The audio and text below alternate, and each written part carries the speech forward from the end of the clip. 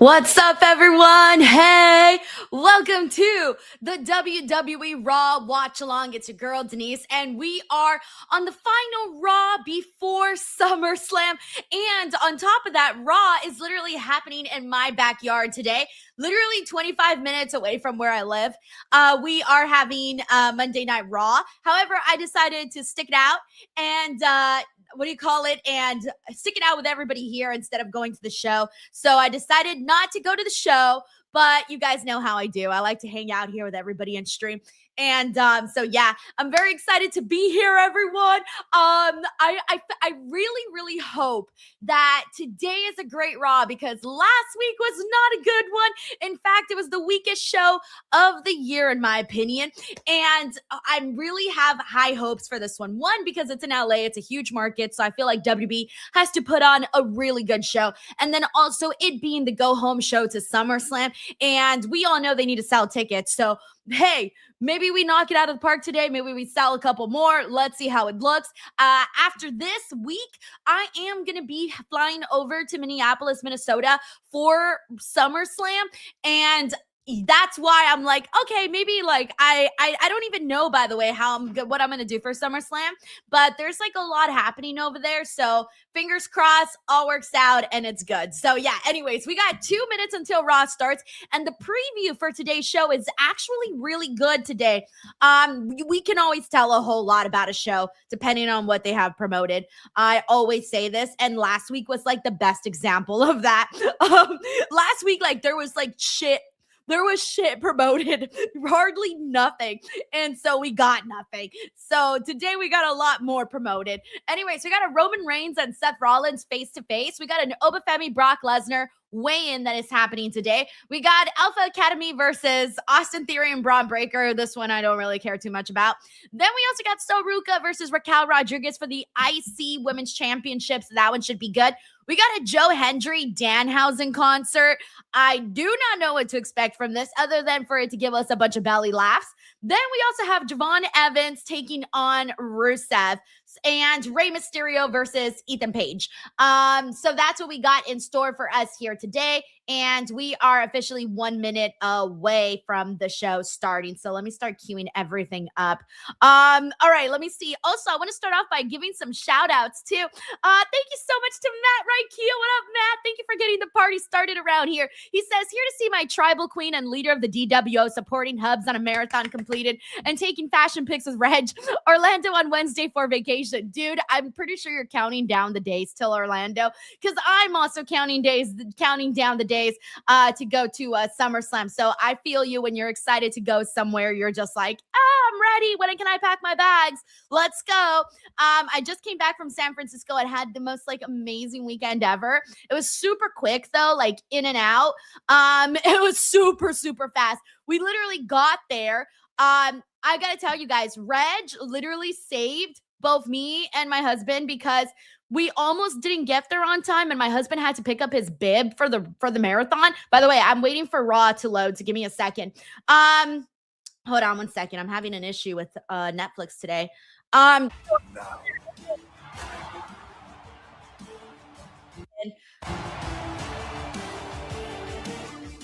right, everyone, give me the audio check.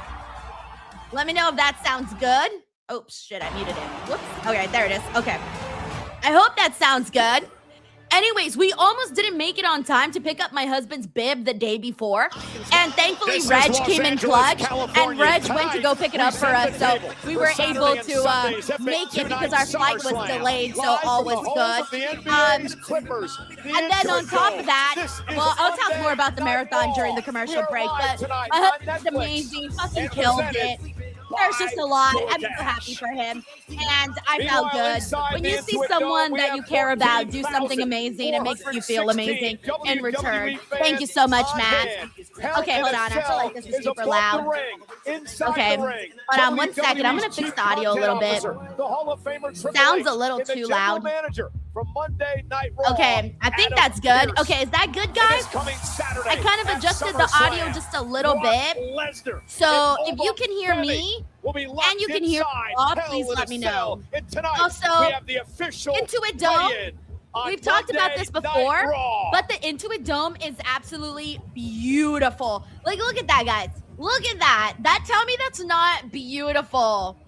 I genuinely think Intuit Dome is one of the most beautiful arenas. I think it's counts an arena. Yeah, it's an arena. One of the most like beautiful arenas to go and watch wrestling in. Like, legit my favorite place to go watch wrestling here in literally anywhere, to be honest with you. I really, really like the venue a whole lot. And I feel like because this is like the place where, you know, they're in Los Angeles, I'm pretty sure they have a bunch of like Netflix execs and those kinds of people there in the crowd today. So I'm pretty sure they want to put on a good show. And they're kicking things off already with Oba Femi and Brock Lesnar and making it feel like the magnitude of it feels huge. With Triple H out there and the Hell in a Cell out there. It makes it feel like much of a much bigger deal.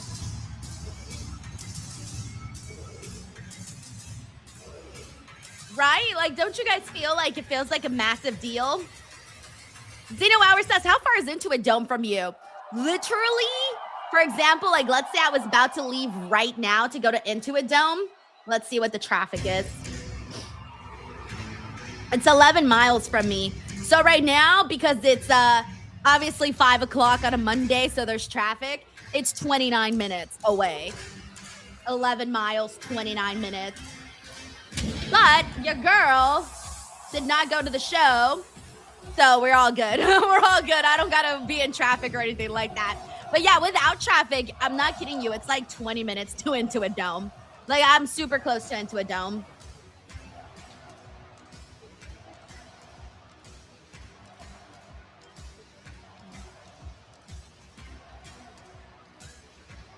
Oh, I like that they're doing the side-by-side with Oba's entrance and the fans doing the entrance.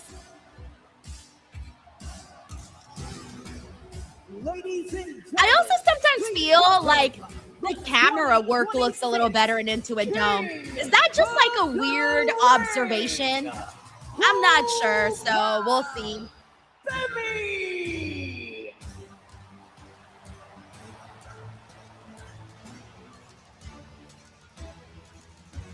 Sheldon says, what's closer to you, Denise? Intuit Dome or Staples Center? I'm pretty sure it's Intuit Dome. Yeah, Staples Center is like, hold on. Actually, no. Shut the front door, guys. Shut the front door. Okay, so Staples Center is also 11 miles away from me. I kid you not. However, it's 37 minutes to Staples. So 37 minutes to Staples Center from my house. 29 minutes to Intuit Dome, 37 minutes to Staples Center, but both are 11 miles away, just in different directions. Summerslam, and before that's we get so funny. To Hell in a Cell, that's actually really fucking funny. Because to me, like, Staples Center always feels further, but I think it feels further because the journey is like in a different direction. And then also there's just more traffic. All right, here we go. This is it. The wait for Oba Femi. Oba Femi looking meaty. Let's fucking go. Meaty in a good way, as in like muscular. Muscular meaty, you know? That's the kind of meaty I'm talking about right now. At SummerSlam, the Beast Incarnate. Wait, I thought Triple H was out there. Was he not out there right now? Am I blind? Holy shit, did I confuse Triple H with Adam Pearce? I'm crazy, guys. I'm losing my mind here. Oh, he is there. Okay. Dude, I swore I saw him right now. I was like, wait, am I crazy? Am I seeing shit? I thought I was seeing shit. Because he hasn't said anything, has he? Oh, there he is. I see him now. Okay. No wonder I was like, what the fuck? Yeah, I noticed that he's rocking the light fuzz on his head. Yeah, you're right.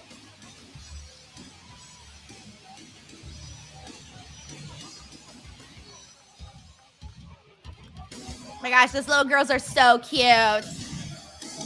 They're literally like, you know, you get all the young cutesy Latinas in the crowd, you know. That Oba Femi has ever stepped foot inside. I'm trying to see if I see anybody in the crowd that I know. I'm like, because I always know people that go to the shows. Like, I always have, like, family members or friends that are wrestling fans, and they go to the shows. And my editor's at the show, too. So I always know a bunch of people in LA that go to the shows. But I don't know what seats they got, though. At SummerSlam, when he is locked inside of the cell with the most decorated athlete in combat sports history, the Beast Incarnate, Brock Lesnar. Oh, the sniper here brings up a good point. He says this could be Brock's last Raw BTW. Imagine Brock does the same thing after Hell in a Cell, leaves his boots in the ring, and then we're going to be like, does he need it this time, though? Does he? Specimens walking God's green earth. Locked inside of a cell in a fight to the finish at SummerSlam. What the hell's Brock doing? Why is Brock closing the Hell in a Cell now? Brock has no interest in being Maybe this is his way of saying, hey, I'm backing out. I'm no longer doing this match. Okay, shouldn't the cops be doing something if they're out there?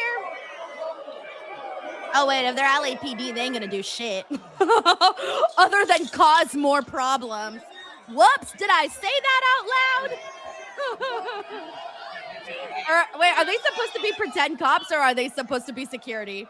I'm not sure what they're supposed to be. Ladies and gentlemen, we have a slight change of plans here. Oh, come on To now. allow Brock Come on now. inside Hell in a Cell. Well, that's Oh, look, there's not a very Fluffy. good idea. Fluffy's in the Now, front is row. it? We are talking about. All right, I know the one single person so most far. See, violent you guys, athlete I'd find in the somebody in the crowd I history knew. of combat sports. One. We are talking about the most successful athlete in the history of combat. Oh, look, there's my friend Juan. Guys, I know two people. Defending, Okay. All right, I saw two people in the crowd that I know.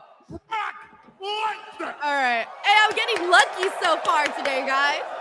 I know two people. We are talking about the most non-peachy ass kicker in the history. I'm going to text my friend, let him know he came out on TV. Oba Femi, with all due respect. Oh, no, the audio went away.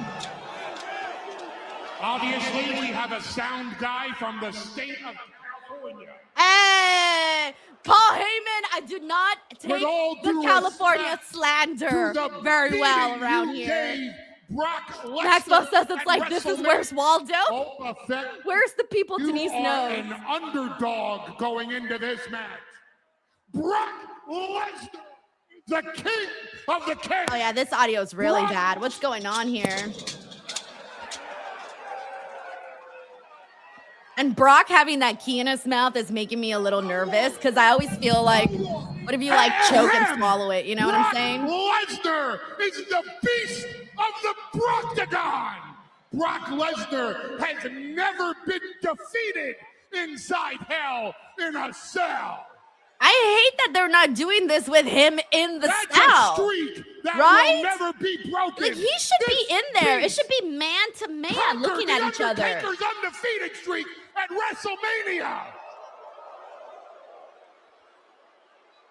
And this wannabe ruler thinks that he's gonna snap the streak of Brock Lesnar.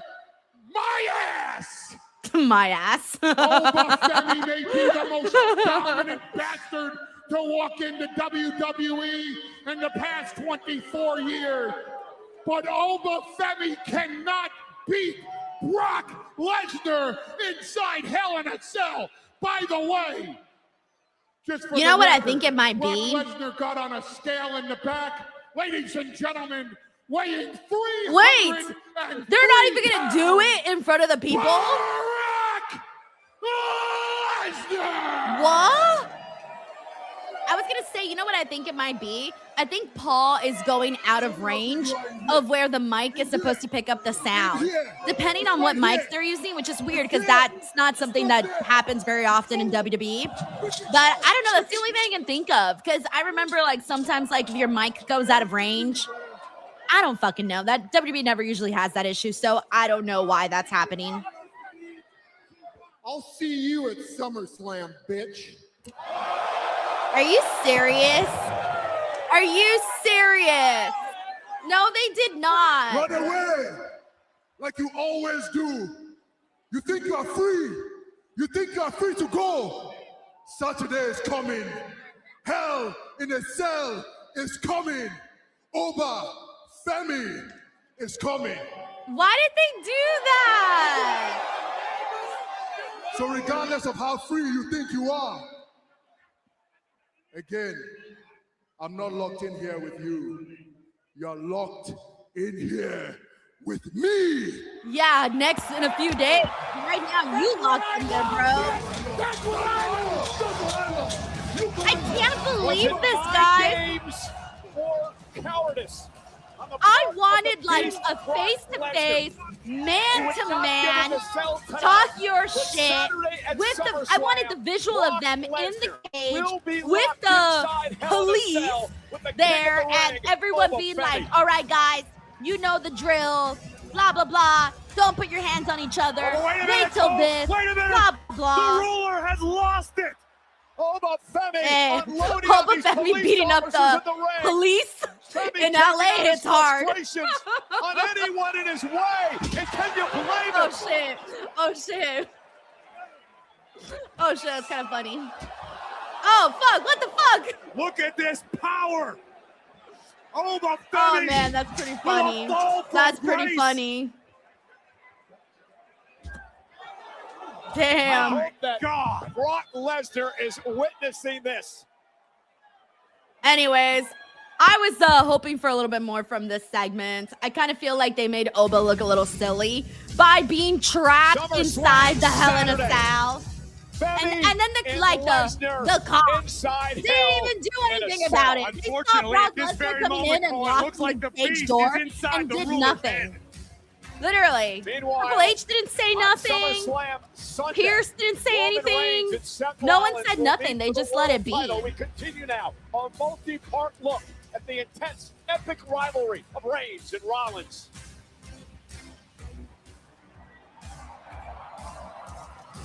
My friend, I texted him and I was like, yo, I saw you on TV. And he was like, did you shout me out on your live stream? And I was like, yes, I did. So now he's really happy that I shouted him out on the live stream.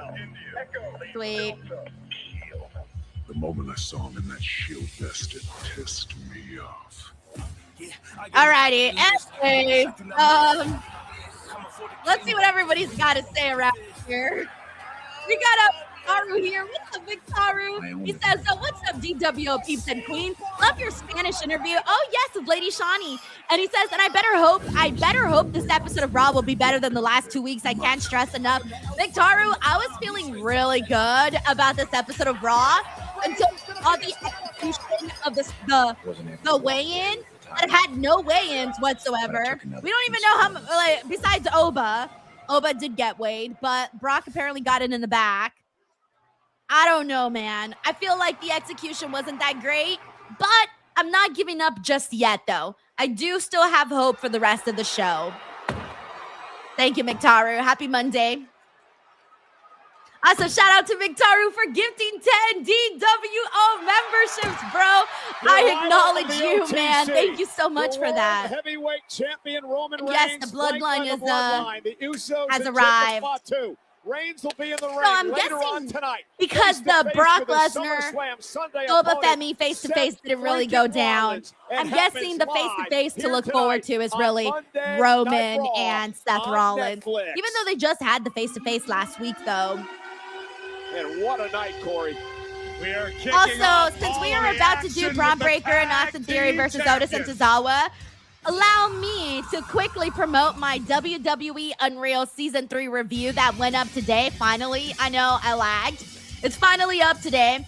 And a huge topic of that video is Braun Breaker, everyone.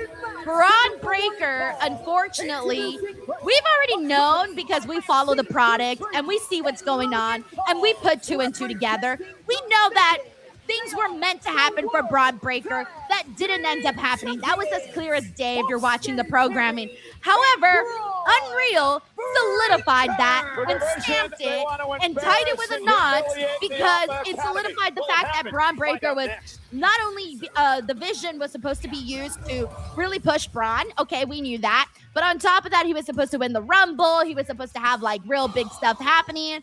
And unfortunately, with all of the injuries and everything that went down, that was essentially out the window. And it really, oh, what is this? Hold on. It's me. They're doing I don't know what this is. Oh, it's a DoorDash commercial. Oh, okay. A Dominic Mysterio DoorDash commercial. That's what it is. Chicken tenders? My chicken Oh, the chicken tendies.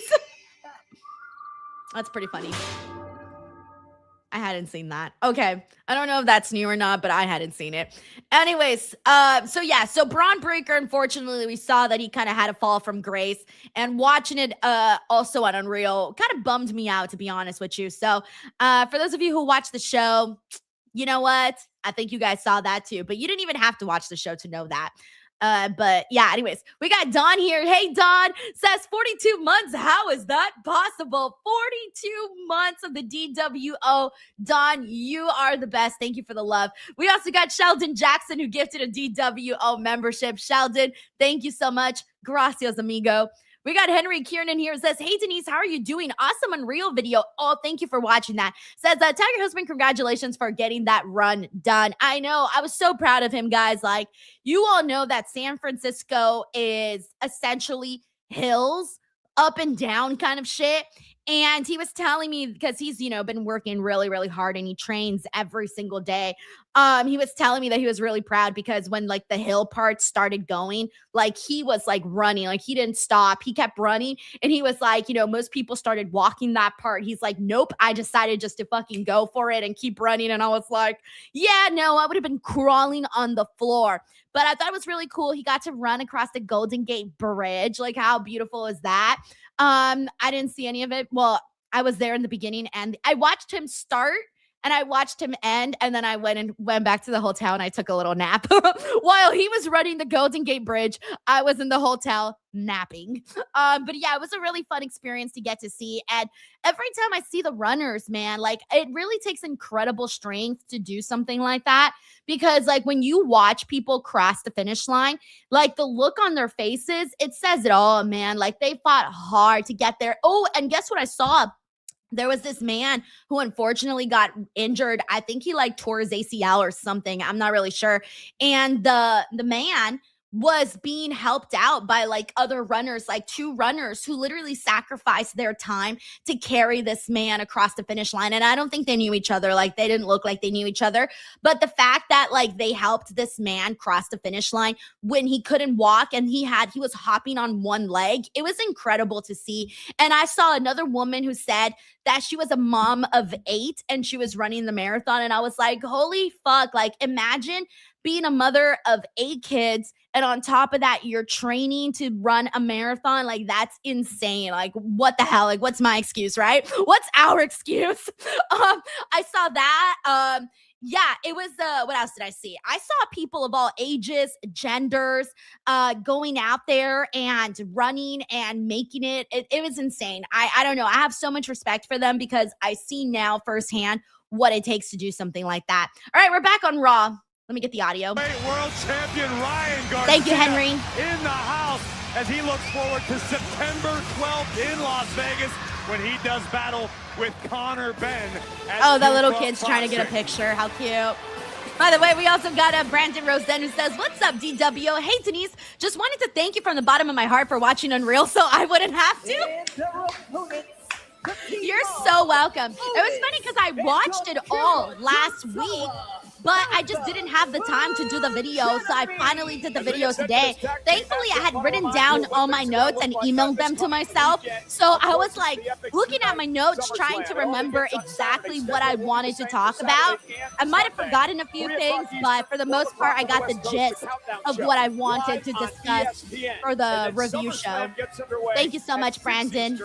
Also, thank you to Dr. Summer Vibes for gifting a DWO membership. Thank you so much for that. It's very nice of you. And yeah, I'm definitely feeling the summer vibes. We also got Stephen Marchulli here who says, for me, the 2 main events are Brock and Oba, Cody versus Punk. Honestly, though, that's how I felt too. But I gotta give kudos where the kudos are deserved with Roman and Seth, because I did think that they knocked it out of the park last week. And I have a feeling that their face-to-face this week might be just as good. So personally, I feel like I'll also give some love to Roman and Seth, because it's starting to shape up and be a lot more interesting than even I originally thought it was going to be. Thank you, Steven. Now Austin Theory and Otis will start things off. We also got, by the way, we have the Alpha Academy versus Division. This was the match that I told you I was probably the least interested in, but let's see how it plays out. We do got Dr. Summer Vibes 1990. Thank you so much. Says, what's up, what's up, what's up, Denise? How are you doing? Tonight and Into a Dome is the future of sports and entertainment. I can't wait for the SummerSlam. For a SummerSlam, I said the SummerSlam like I'm Bret Hart. The only match I'm looking forward to, he says, is Oba and Brock. I don't blame you, bro. That's going to be inside of Hell in a Cell.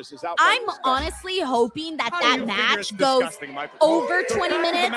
I know you guys are probably thinking, Denise, you're crazy. It's probably going to be shorter than that. But I feel because Brock and Oba have had short matches, I want this Hell in a Cell to be a long one.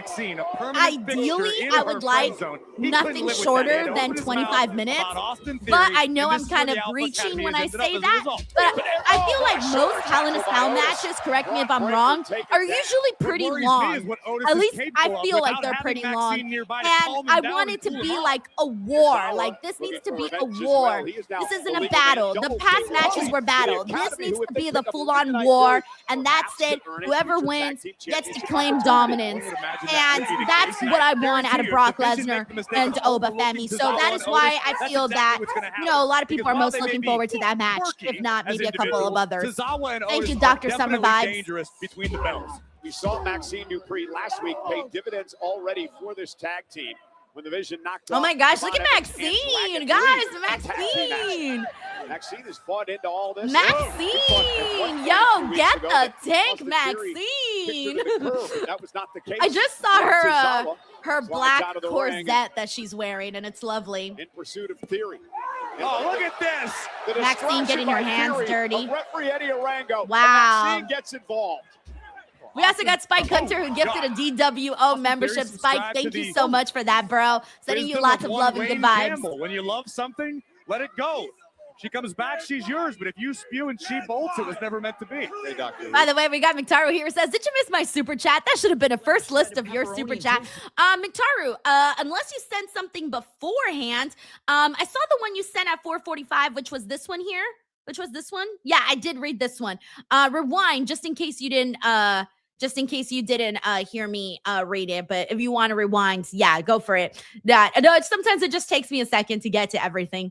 Thank you, McTaru. We got Dr. Summer Vibes here, who says, I'm glad LeBron James is not in the Lakers. Is over. Finally, it's now. He is a Sixer for 2 years. I'm happy. I'm so excited. Yeah, I know everybody has different feelings about LeBron James. I know some people like love the man, and there's other people that despise him, right? But then again, that kind of happens with a lot of people. But I never know what anybody's opinion of LeBron James is until I ask them, because everyone has such a different opinion of LeBron. I don't really have an opinion because I don't really know the guy. Thank you, Dr. Summer Vibes, and I don't really follow basketball like that. We got Uncle Donk here, who says, good evening. How was your first day at WWE Radio? Well, technically, I started on Saturday, and Saturday was the day. Well, excuse me, not the day, but they announced it on Wednesday, right? No, I'm sorry. They announced it Thursday. My apologies.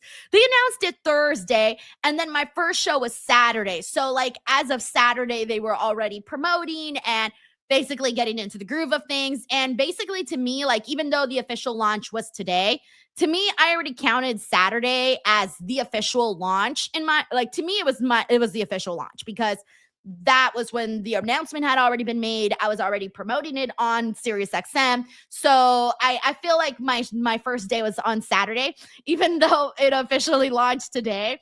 My first day was Saturday. It was honestly, like I said, it didn't really feel too different. I kind of just went out there and did my thing that I always normally do and tried not to think twice about it.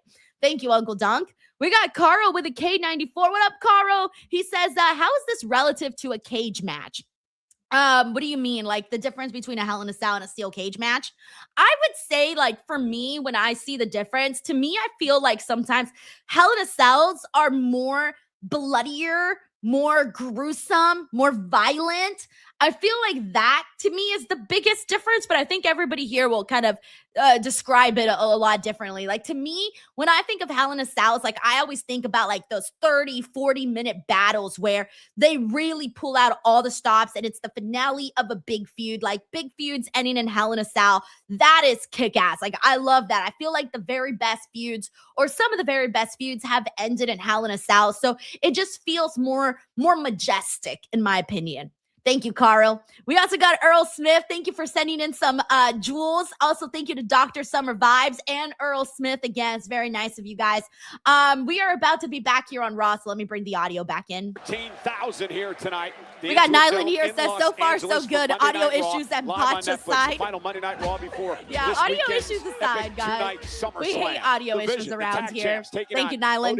Hope you're having a good Monday, man. We also got Errol Smith. Good to have you, Errol Smith. Incredibly one-sided affair with the and we got Nyland here. It says season 3 of Unreal was nice. Off Stephanie Vaquero alone. Yo, dude, Stephanie Vaquero, she's lovely. Actually, I'm wearing my Stephanie Vaquero shirt today, the one I always wear. I need a new Stephanie shirt, but I recently cleaned out my wrestling t-shirts, and I'm down to only 4. I only have 4 wrestling t-shirts right now. I have this Stephanie one that I'm wearing. Oh no, wait, I'm sorry, I have 5. This Stephanie one that I'm wearing, a Liv Morgan one, a Penta one, a King of the Ring one, and my CM Punk one. Yes, I have exactly 5 wrestling t-shirts left right now. I decided that I had way too many t-shirts, so I decided to get rid of them because I felt like I was starting to only wear t-shirts, and I thought to myself, girl, you have all this clothes in your closet and you're not wearing any of it because you're always in wrestling t-shirts.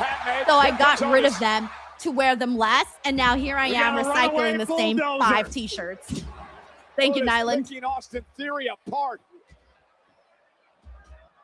Yeah, so one of the things I was talking about in regards to Braun Breaker is that it kind of sucks that as of right now, he doesn't even have a match on SummerSlam.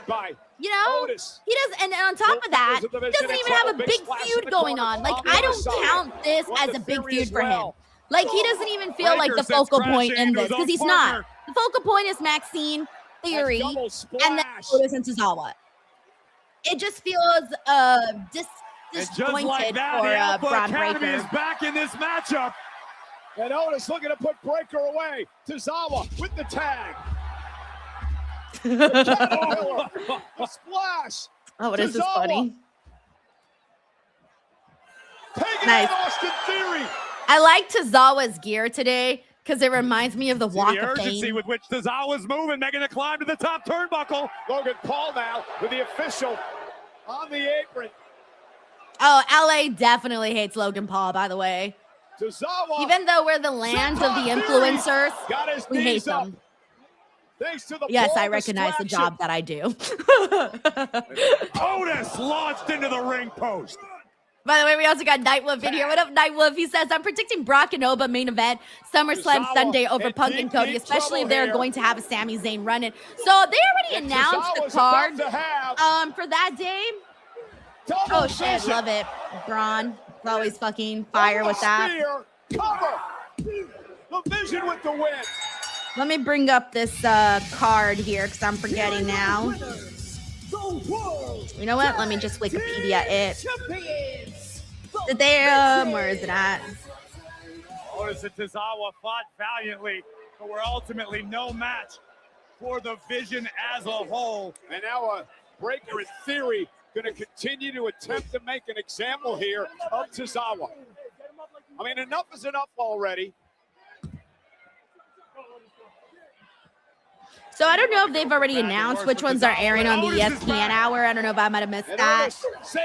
But we do got Oba and Brock night 1, CM Punk and Cody night 1, and then Roman and Seth is going to be happening night 2. So Roman and Seth is clearly taking that night 2 main event.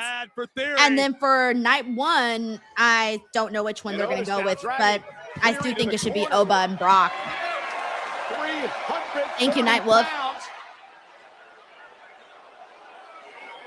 Oh, now Maxine's begging Otis. Oh, she's rubbing his face.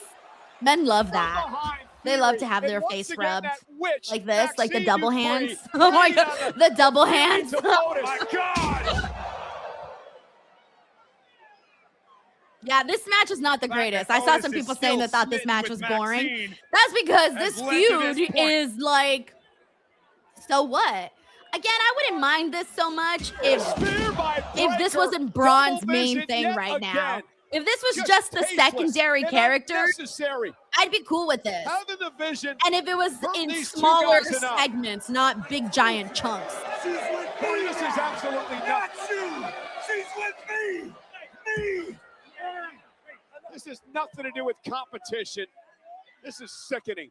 It's got more to do with competition than anything, Michael Cole, because if Alpha Academy hadn't stuck their nose into the Vision's business, we wouldn't be here to begin with.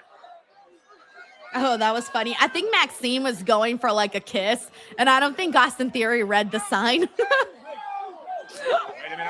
I don't know. It almost looked like Austin, like she was going for like a kiss, and Austin Theory didn't like get the hit. That steel chair into Otis. I don't know. Maybe I misread the signals. Otis may be out. She's with me, man. Oh, Mine. get some help out here. Otis is hurt. All right. I don't know, guys. I'm going to be real with you. Wait, let's see. I don't see the, how do I say this? I don't see the sexual tension between Austin Theory and Maxine. When we see like Liv and Dom, tell me if I'm telling lies here, but do you not sense like sexual tension there? Rhea and Dom, you sensed it, right? I don't really sense it with Maxine and Austin Theory. Obviously, it's fabricated, but you still have to like sell it. So what are you? I don't know. You guys tell me if you sense the sexual tension or not. It's got to be there if they're an on-screen couple. You got to have the sexual tension. I made that left on Century, and then I pulled right into the Intuit Dome here in Los Angeles, California. Your boy's in the building, yeah. I would laugh if someone yelled, "He doesn't even go here." You know, I'm also thinking about, I've heard Michael Cole, I've heard some others say, man, LA Knight, he's awfully paranoid, ain't he? Paranoid? Huh? Yeah. I am paranoid. Yeah, Why exactly. Everyone's pretty Every much single agreeing thing with that I said would happen no has sexual happened. tension. When that goes that way, is that really paranoia or is that justified knowledge? Is that a little bit of Nostradamus for you? Because the way it goes down, I told you, I said, once a bloodline gets back together, it's going to be sneak attacks. It's going to be screw jobs. It's going to be all that. And I hope you boys are feeling big. I hope you're feeling good because Saturday night at Summerslam, Saturday night's all right for fighting. Fighting's what we're gonna do, and the goal is to put the bloodline in a hole, 6 feet deep, not coming back. Who caught that? And what that means, who caught that? Boys, I'm telling you right now. Who caught that? I'm waiting to see who caught that in the BFT chat. for you. That's not an insult. That is just a fact of life. So says LA Knight. Yeah.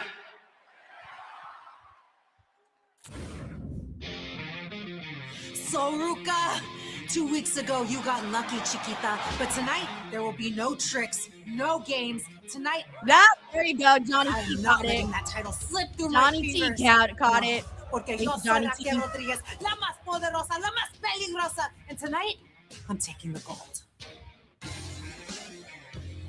Raquel, I know what I'm getting myself into with you and your whole little Judgment Day family. Also, thank you so much to I know you're Mishi gonna put for the everything jewels. I out thank there you and so throw it much. at me. Thank you The to thing Errol is, Smith for the jewels. I've beaten you once, and I will beat you again.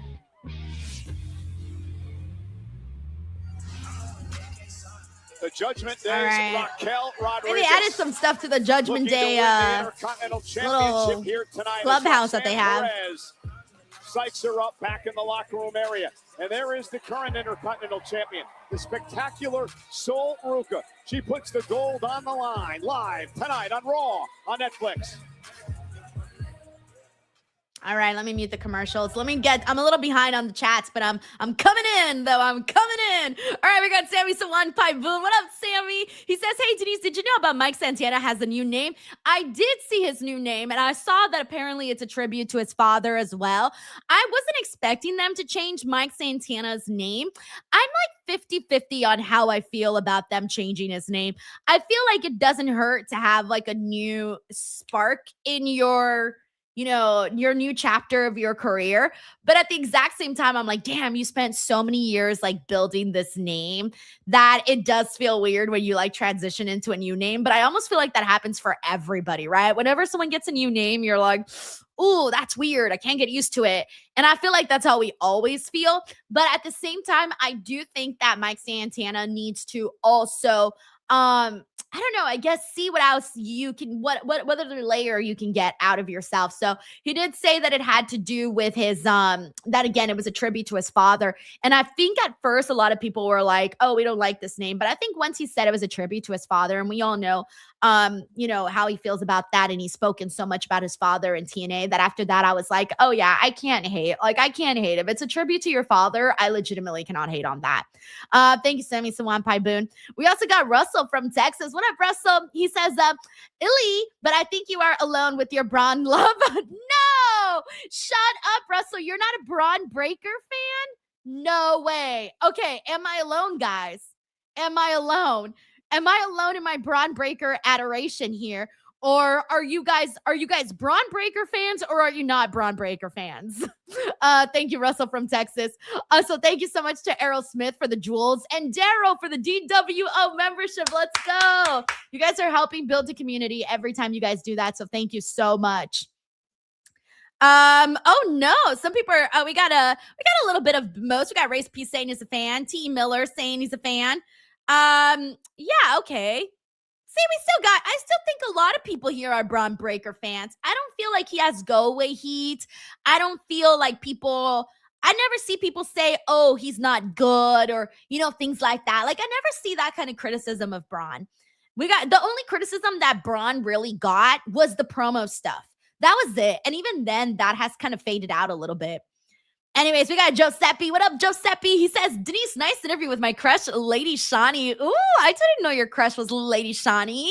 Yeah, so I interviewed Lady Shani about a week and a half ago, but I recently uploaded the interview because I had to wait because, when it comes to like 2K, because we talked a lot about 2K26, when it comes to that type of stuff, there are certain days where they make us an announcement. So you always have to wait for the announcement to be made, and then you can post the interview. And so I had to wait a little bit. And then I ended up waiting a little longer because it took forever for me to like get the transcriptions onto the screen. Because you guys know we transcribe everything for the Spanish interviews into English. And that takes a little extra time. But anyways, once that finally got up, I was really pleasantly surprised by the numbers that interview did. I felt like it did better than like I expected, to be honest with you. It really did. And I really liked that. It made me so happy that people wanted to hear what Lady Shani had to say. And then I posted 2 clips on Twitter and they did tremendous. People loved hearing from Lady Shani. And I just thought it was fantastic. Guys, there's Fluffy! Gabriel Iglesias in the house. Fluffy! Comedy special Legend of Fluffy right here on Netflix. And Sean Evans, the host of Hot Ones Extra Heat. The next episode of Hot Ones Extra Heat airs after Raw in Mexico City, September 4th, right here on Netflix. That's Matt if you're a Fluffy fan, you know what I'm talking about. Longtime NBA player.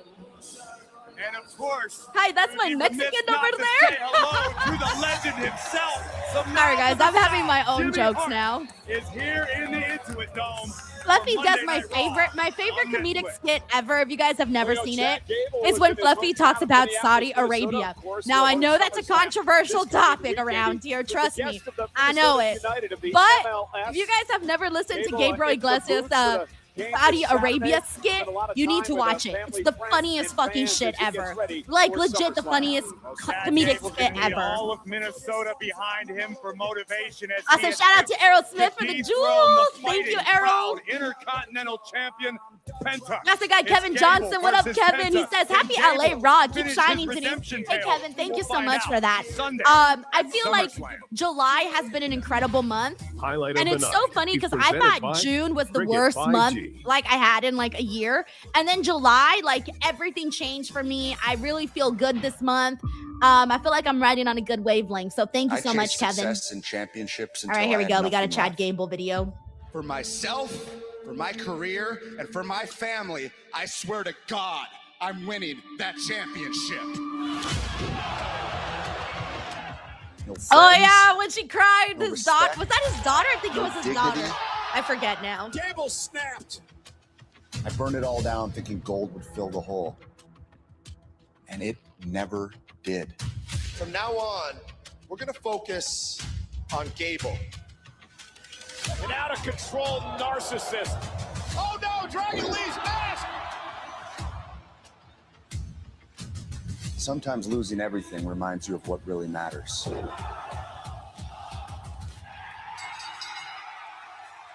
Insane. Mi nombre es Chad Gable. So I dug my way back. The old Mi school nombre way, es Chad owning my Gable. mistakes, making amends with the people I hurt and with myself. And it set me free. Free to endure life's gauntlet and press on toward a championship without needing it for validation. Because saying I need that title, that's just something people say when they don't really know why. But now, I know why. Gable, one step. Okay, he's got his why. I was born here, raised here, forged here. Oh my God, he looks so different there. I'm not walking into that ring as a guy who lost himself chasing a championship. I'm walking in as the guy who found himself again, ready to represent my family, my friends, myself, and this state the same way I did at the Olympic Games, with pride. Damn, he looks so with different honor in the Olympics, and doesn't he? integrity. I'm taking that Intercontinental title. He almost and I'm doesn't doing even it look as like the man same I was always person. supposed to be. They look like a baby Minnesota, there. I'm coming home. I think it was the hair, maybe, huh? Oh, Io Sky promo. Ever since Night of Champions, I've been in your head. あんたは私を倒してあの王冠をかぶれると思ってたでしょ。でも結局、クイーン・オブ・ザ・リングはこの私。あの夜私はあんたの思い上がりを証明してみせた。あんた自身はそれほど強くないってことをね。そして重要なのは、You are not the greatest champion of all time. 私は偉大なチャンピオンやリーダーや師匠をロッカールームで見てきた。あんたはその誰の足元にも及ばない。あんた傲慢すぎるんだよ。その傲慢さでいつか滅びるんじゃないの？あと、あんたいつもベラベラベラベラよく喋るけどね。あんたそれ、負けるのが怖いんじゃないの？だからリブ、私はまたあんたの思い上がりを証明してやるよ。Good promo. そのタイトルかけてまたあんたに I like her saying that Liv's not confident and that she actually fears I losing. defeated you once, and I'm gonna do it all over again to become the new women's world champion. Let's fucking go for it. I mean, let's just go for it. It's crazy though because I saw online today that Liv has officially crossed the 100-day mark as champion, but she's had, get this, 0 defenses, and I was like, no, not 100 days. Like I didn't know it was 100 days. That's just crazy. 3 rare variants, including the one-of-one. We got Dr. Summer Vibes here. Says I'm not watching the match. It's boring. Yeah, the tag team match. I don't really think that many people cared about it. Thank you, Dr. Summer Vibes. Also, thank you so much to Arthur Andrews for the silver star. We got Nyland here. Says Undertaker versus Mankind set the bar for better or worse. Damn right, man. A moment that we have seen probably a zillion times play out. Earl Smith, thank you for the coins, for the jewels, excuse me. Thank you so much, Earl. Very, very sweet. We also got Uncle Dunk here who says Mox tried to tell Will to leave his feelings behind or say goodbye to the championship belt. Kenny sensed Ospreay's weakness and took his shot. Mox was right all along. Hey, I appreciate the intricacy in like how you saw the story. I like that. All right, Uncle Dunk. Well, we'll argue about this on Wednesday. Thank you, Uncle Dunk. By the way, we also got Javon Evans versus Rusev up next. Raw on Netflix.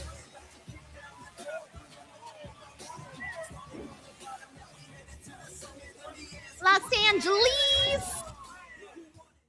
Alrighty, let me mute the commercials. We got Errol Smith who also sent some jewels. Thank you, Errol. We got Brandon Rosen who says, I'm a fan of Braun Breaker, just not one for booking.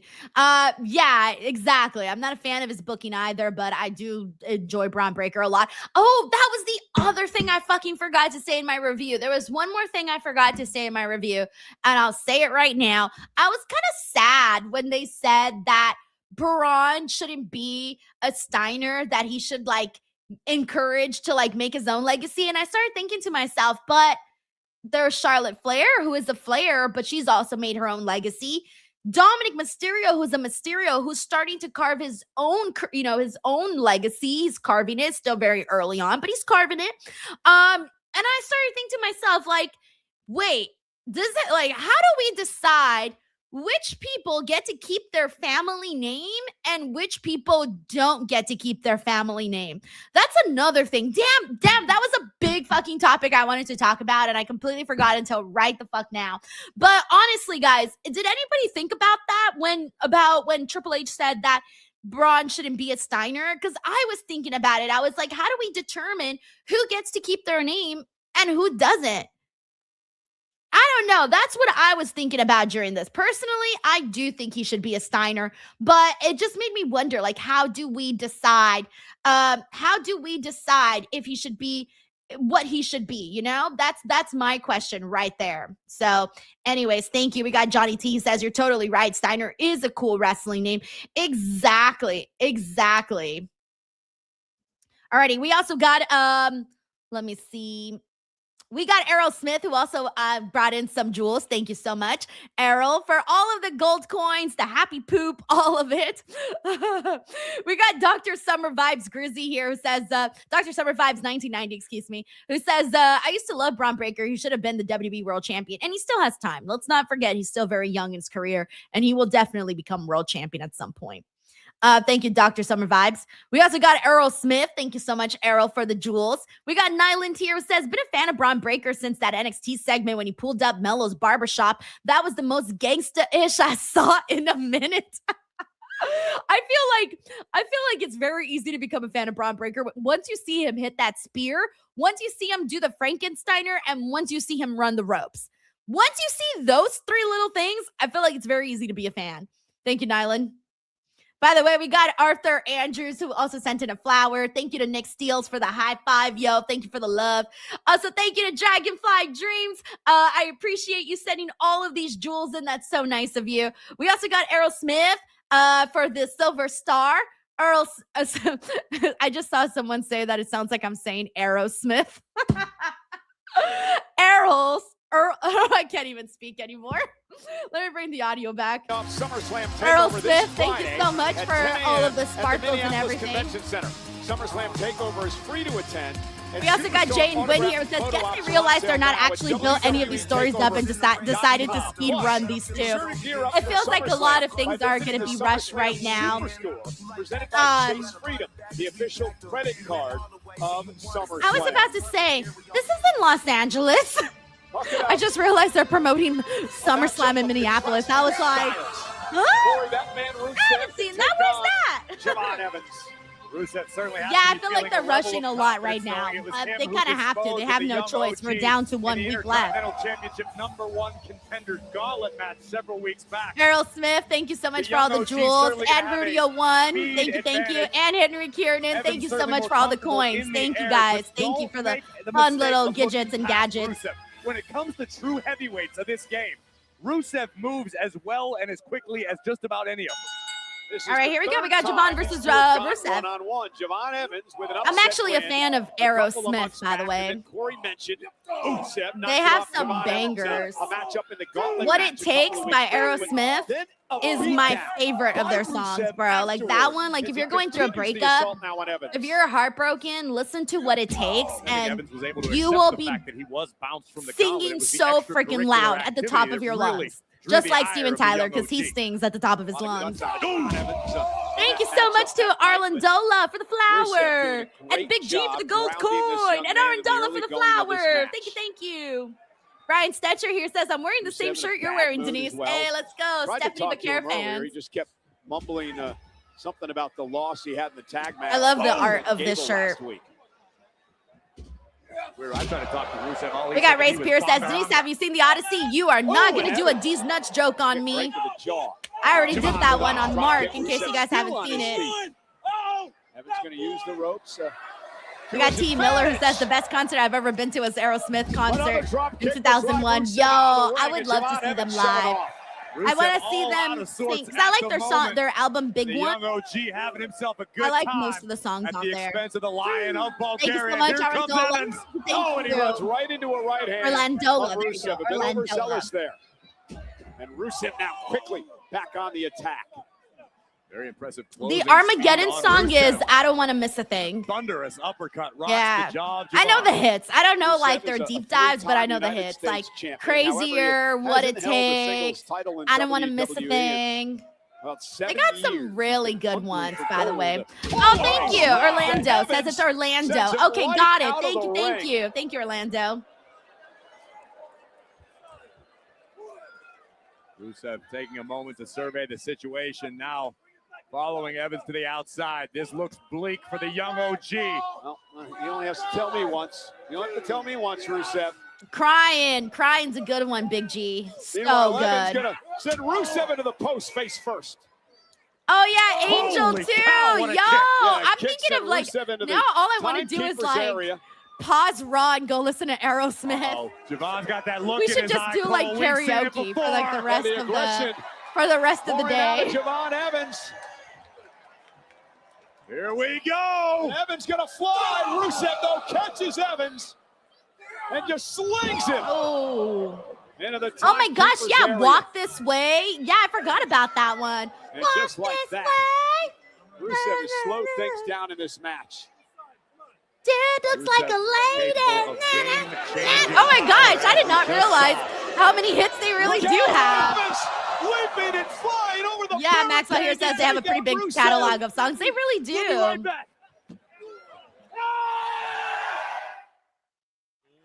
I love how everybody here, you know what? This is crazy. This is like one where I feel that everyone has unanimously been like a fan of what we're talking about here with Aerosmith. That, by the way, we're on a commercial break.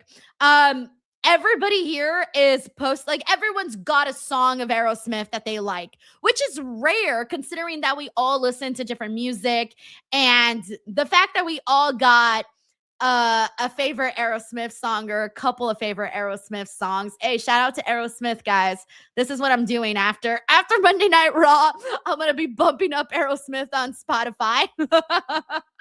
Oh, man. We got Old Daddy Dangle says Dream On is my favorite. Let's see what else we got here. We got a lot of people sharing their favorites. We got Fleet Pete who says, well, come on. They are legends. Amen. But I feel like they're not talked about that often, though.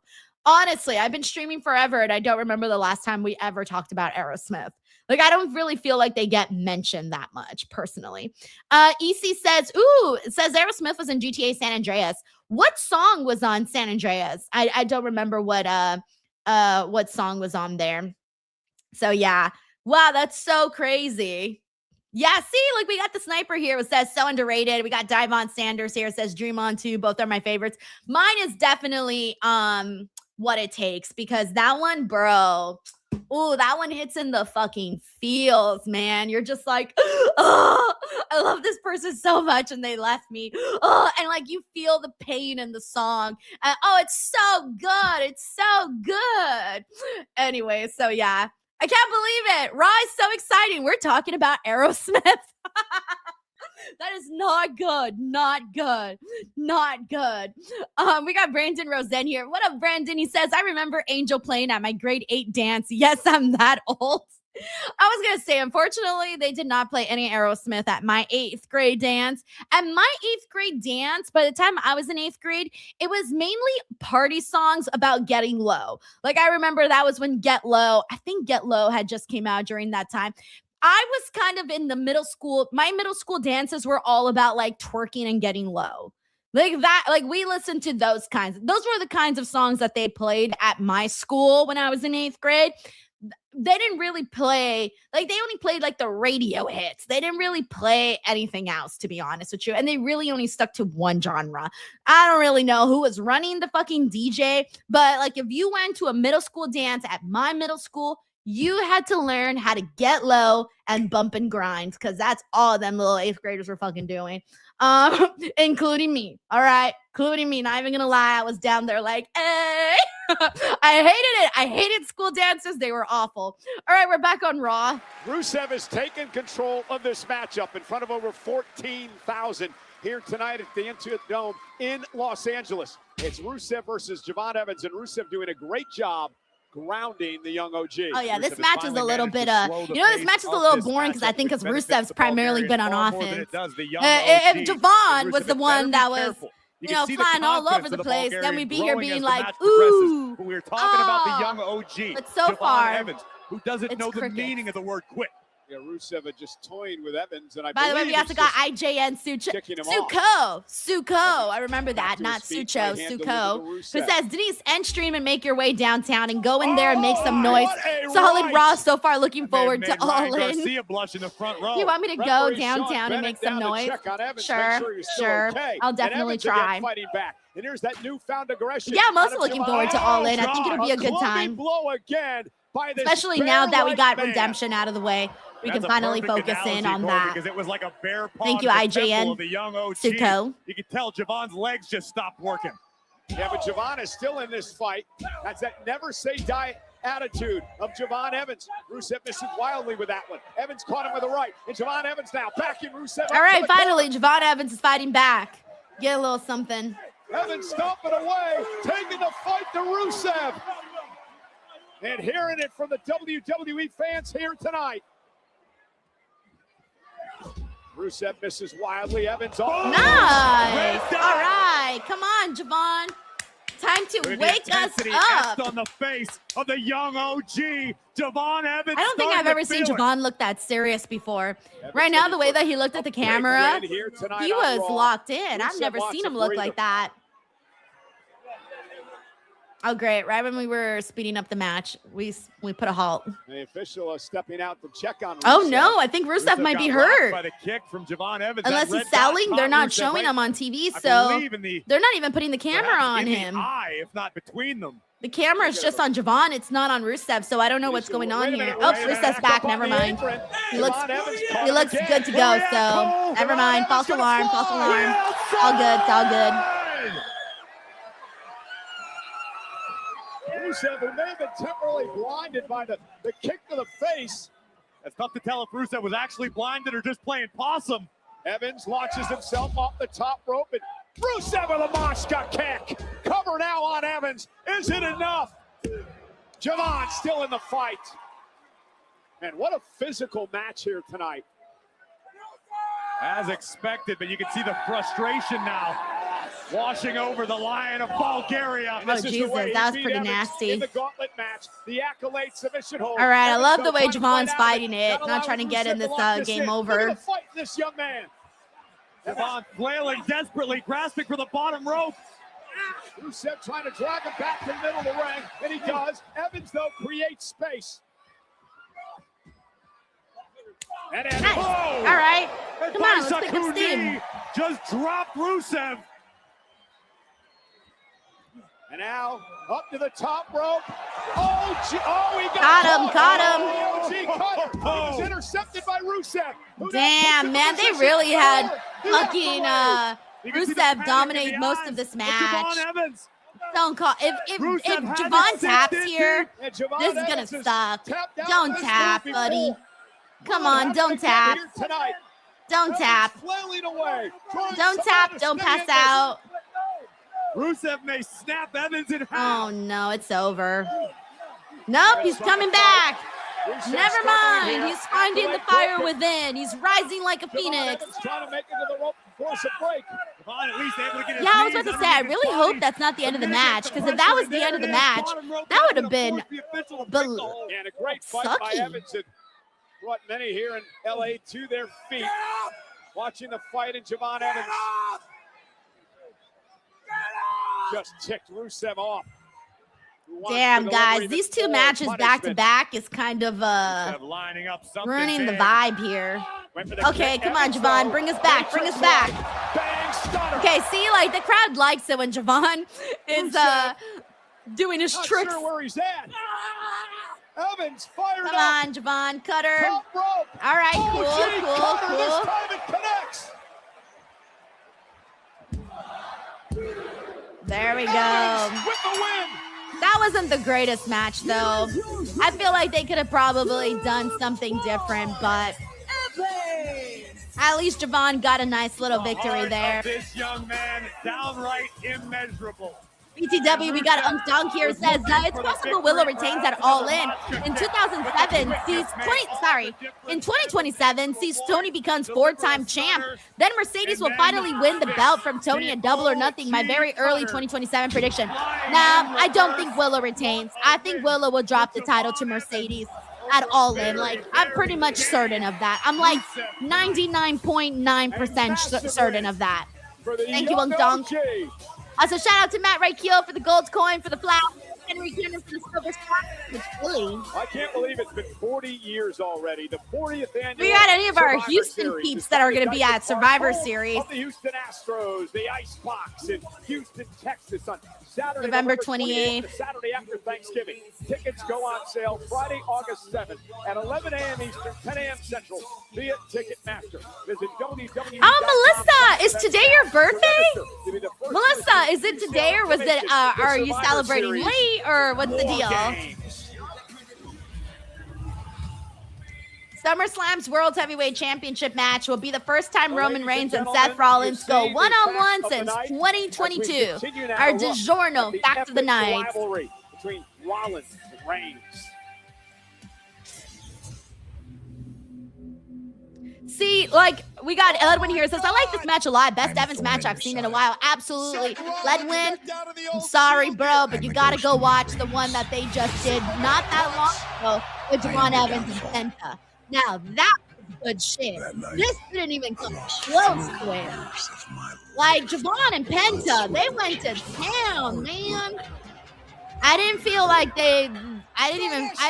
they went to town today with Rusev and Javon. But for a moment, to put a By the way, we also got Logan M07 who says, wasn't the accolade hard to escape back then? Wait, what are we talking about right now? What are we talking about right now? Because I'm thinking accolades. I'm thinking something totally different. The World Heavyweight Championship. All right, feel free to held by expand, Reigns, Logan. I want to make sure I never properly lost answer by your Rollins, question here. is on the line. You can just write it in all a regular goes down chat. You don't got to Sunday send a super in chat. Minnesota at SummerSlam. Also, Melissa says her birthday's today. Guys, please wish Melissa a happy birthday. Happy birthday, Melissa. Melissa's always on our stream, so please send her some love. I hope you have a fantastic day today, Melissa. And then, Logan, I'll still wait for your follow-up as well here.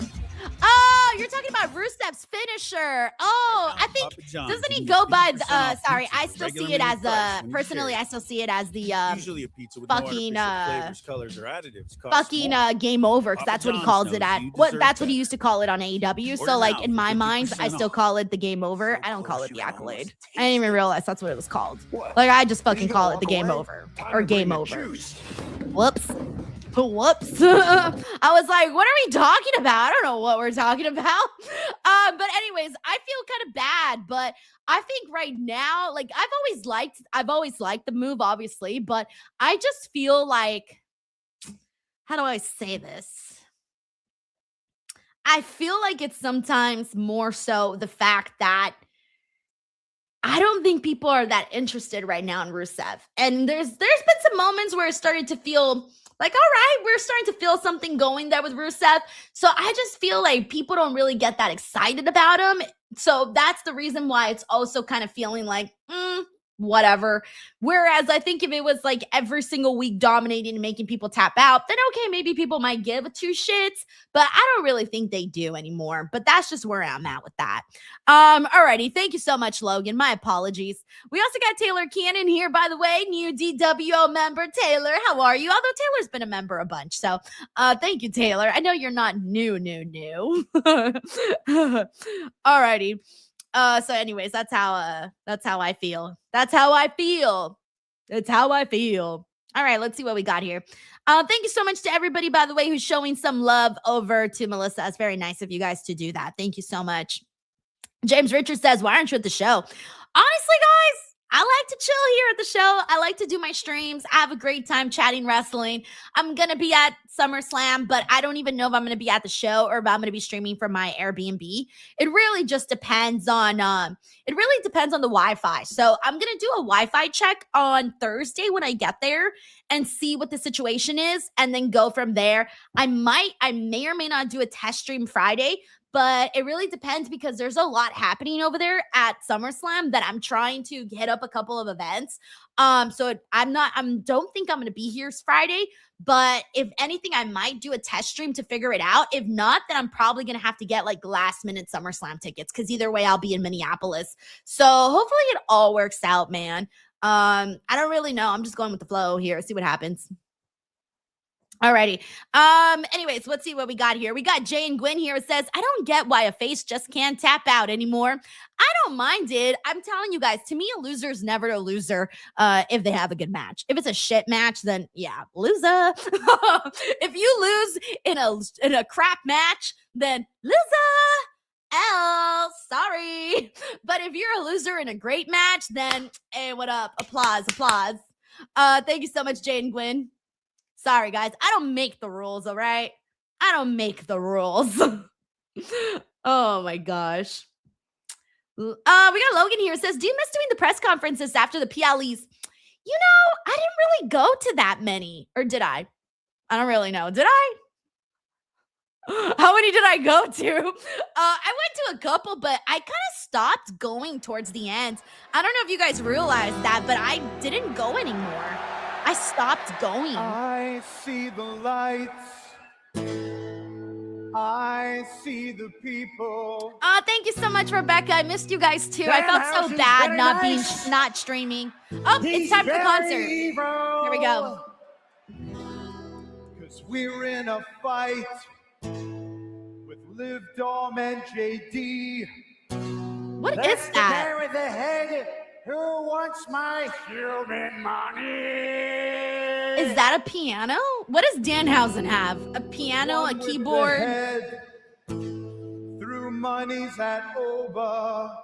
Never fear, Judgment Day's curse is never over. Solo! Oh, I don't know. Okay. Those church pianos is what you guys are saying. I like it. I like kinds of sounds, like those church sounds. Like the... They kind of sound like you're... I like those kinds of like scary kind of gothic sounds, like gothic sounding songs. Oh, there's dancing in this too. Oh my gosh, this is like the Backstreet Boys, gothic Backstreet Boys. I believe that you are cursed. Oh, I believe that you are cursed. I believe that you... Oh my God, the mini houses. I believe that you are cursed. Oh wait, never mind. I lost the beat. Whoops. Oh my gosh, guys, the crowd's not really reacting to this. They're kind of just like, oh, I don't really. Oh, there's more. There's dancers. Oh, there's girls with Danhausen masks. Damn, I should have auditioned for this. I believe that you are cursed.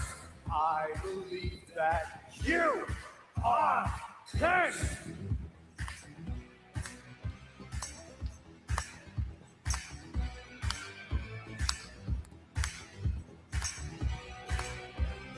audience, or kind of looks like Jada Parker a little bit. She reminds me of Jada Parker.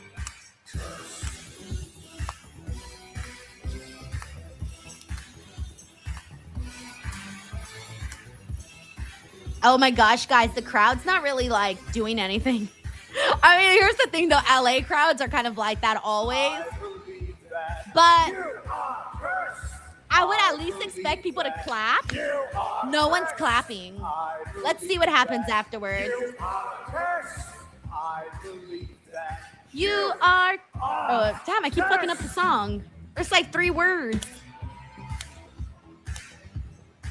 Okay, who is that? Oh, that one guy just came in. Joining a conga line the boxer. Here. I wish I could say I'm oh my gosh, there's a conga line? Thriller this weekend on karaoke. I believe that you are cursed. I believe that you are cursed. I believe that you are cursed. You know Ryan Garcia was a guitar player? Hey,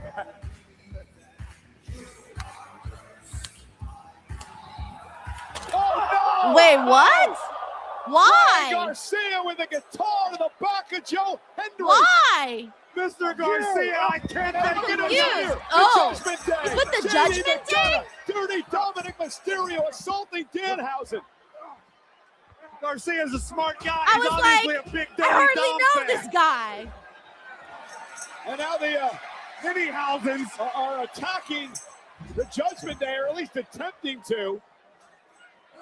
I believe that you are cursed. JD That's going to be stuck in my head for a little bit. Oh, my God. Power slam. Well, Dominic's got a score to settle this weekend with Danhausen and JD McDonough, who was embarrassed back in Saturday night's main event. That no disqualification. Yeah, hey, shout out to the LA crowd for the Culero chants. You can always get at people in LA to chant Culero. We'll chant Culero for everything. Now perched up top. That's the one way you get people to chant. If you get them to chant anything in Spanish, they'll be like, all right, cool, yeah, let's chant in Spanish. Culero. Get out of here.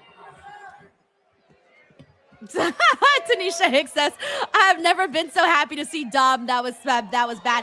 Honestly, I don't think what's helped is the pacing of this show, guys. Probably because I he's don't didn't know. want to endure any more of that I mean, music.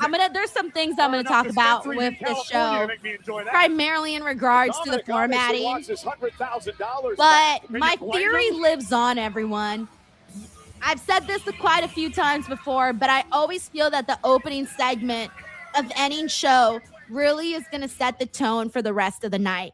And when I realized what was happening with Brock and Oba, I thought to myself, come on, don't let this be the opening segment. Like, don't let us down, because then that means the rest of the show is not going to be that great. And the opening segment didn't go the way I thought it would. And unfortunately, those 2 matches back to back, they were mid. The crowd didn't care about any of those 2 matches. And then to get into a dancing segment immediately after where the crowd was kind of confused. They didn't really know what was happening. Yeah, I don't know, guys. I think it's more so a lot of this, the formatting of today's show. At Summerslam, I'm not fighting for revenge. I'm fighting for my legacy, for my title, and for all those people who believe in me. Chad Gable, see you at Summerslam. ¿Y sabes por qué? Porque yo soy Beta, el cero miedo. So yeah, we have about an hour left on the show. This next hour needs to start to pick up drastically because this cannot be the go-home show for SummerSlam, guys. This cannot be the Raw go-home show for SummerSlam. Like, it just cannot. Roman and Seth, to be honest, got to come in here and save the day. That's it. Roman and Seth is the only segment right now that I can think off the top of my head that might save this day. So let's see. And all the stars are hanging at Monday Night Raw. Say hello to Harry Jowsey, the star of Let's Marry Harry. I've only known one celebrity here, and it was Fluffy. I don't know any of these other celebrities. Oh, I know him, of course, Mario Lopez. Oh, and there's the girl from Disney Channel, Rena. I forgot her name. As well as O'Shea Jackson. O'Shea Jr. Jackson, he's kind of always there. He's a rapper, he's a podcaster, he's a big Bailey shirt. Oh yeah, he's trying to go. He's trying to get screenshotted and go viral. Ashton Kutcher. All right, I know Ashton Kutcher.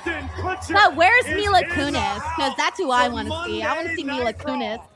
He's also a NXT Tag Team Champion. He didn't bring Mila Kunis with him. Boo. Why didn't you bring Mina? Mila. I said Mina. Whoops. Sorry, guys. Wrong person. Mila. I meant to say Mila, not Mina. Whoops.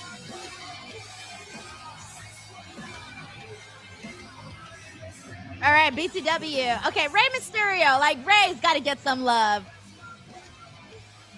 I'm expecting Rey to, obviously, he's getting some love right now. So, yeah. The following contest is scheduled for one fall. Introducing first, from San Diego, California, weighing in at 175 pounds, WWE Hall of Famer, Rey Mysterio. Yeah, y'all better show some love to Rey. It's live next on Netflix.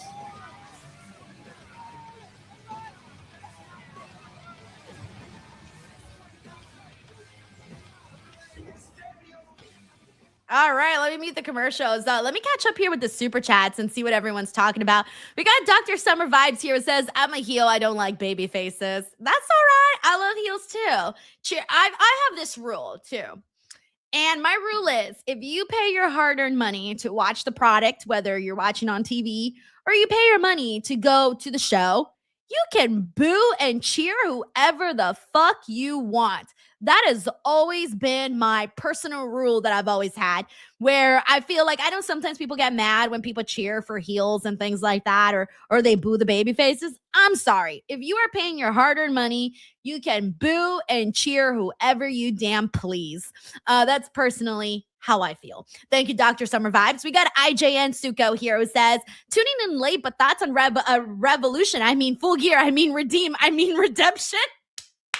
You know, that kept happening to both me and Reg, and we cover the product on a weekly basis, and I kept saying Revolution, and then I would say Resolution, and then I would say Retribution, and then finally Redemption.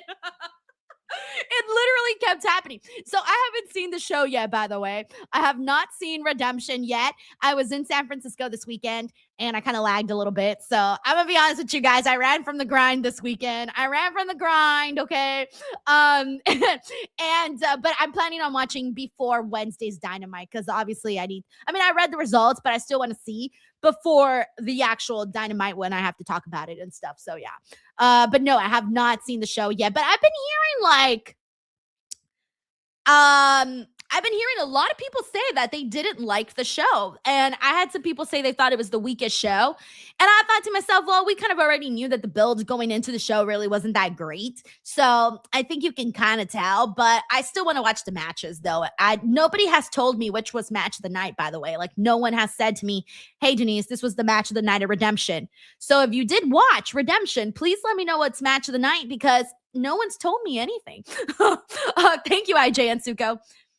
We also got, hi, my name is Donovan. Hey, Donovan. He says, SummerSlam should have had Soruka versus Lyra versus Raquel for the Women's IC Championship. Hey, man, the more women, the merrier. I'm good with it. I think you're right. Because as of right now, let me pull up the actually, wait, I have it on my phone. Because I don't think we have that many women's matches for SummerSlam. We got Liv and Io. We got the 6-woman tag. Okay, that's night 1. Night 2, we got the 5-way. And then that's it. So, yeah, we have 6 matches in night 1 and 6 matches night 2. Ideally, I would have loved to see, Soruka defend her title. And I don't even care against who. I would have just liked to see her on the card. But it seems like all of those spots are basically taken up already. Thank you so much, Donovan. All right, let me get the audio back. Oh, guys, look, they're showing Santa Monica. 5 free wins. Had some great times tomorrow. there. Some really nice times there. Intuit Dome. Well, that's obviously where the event's being held. Thank you, Donovan. When you reach rock bottom, Is this for a big cast?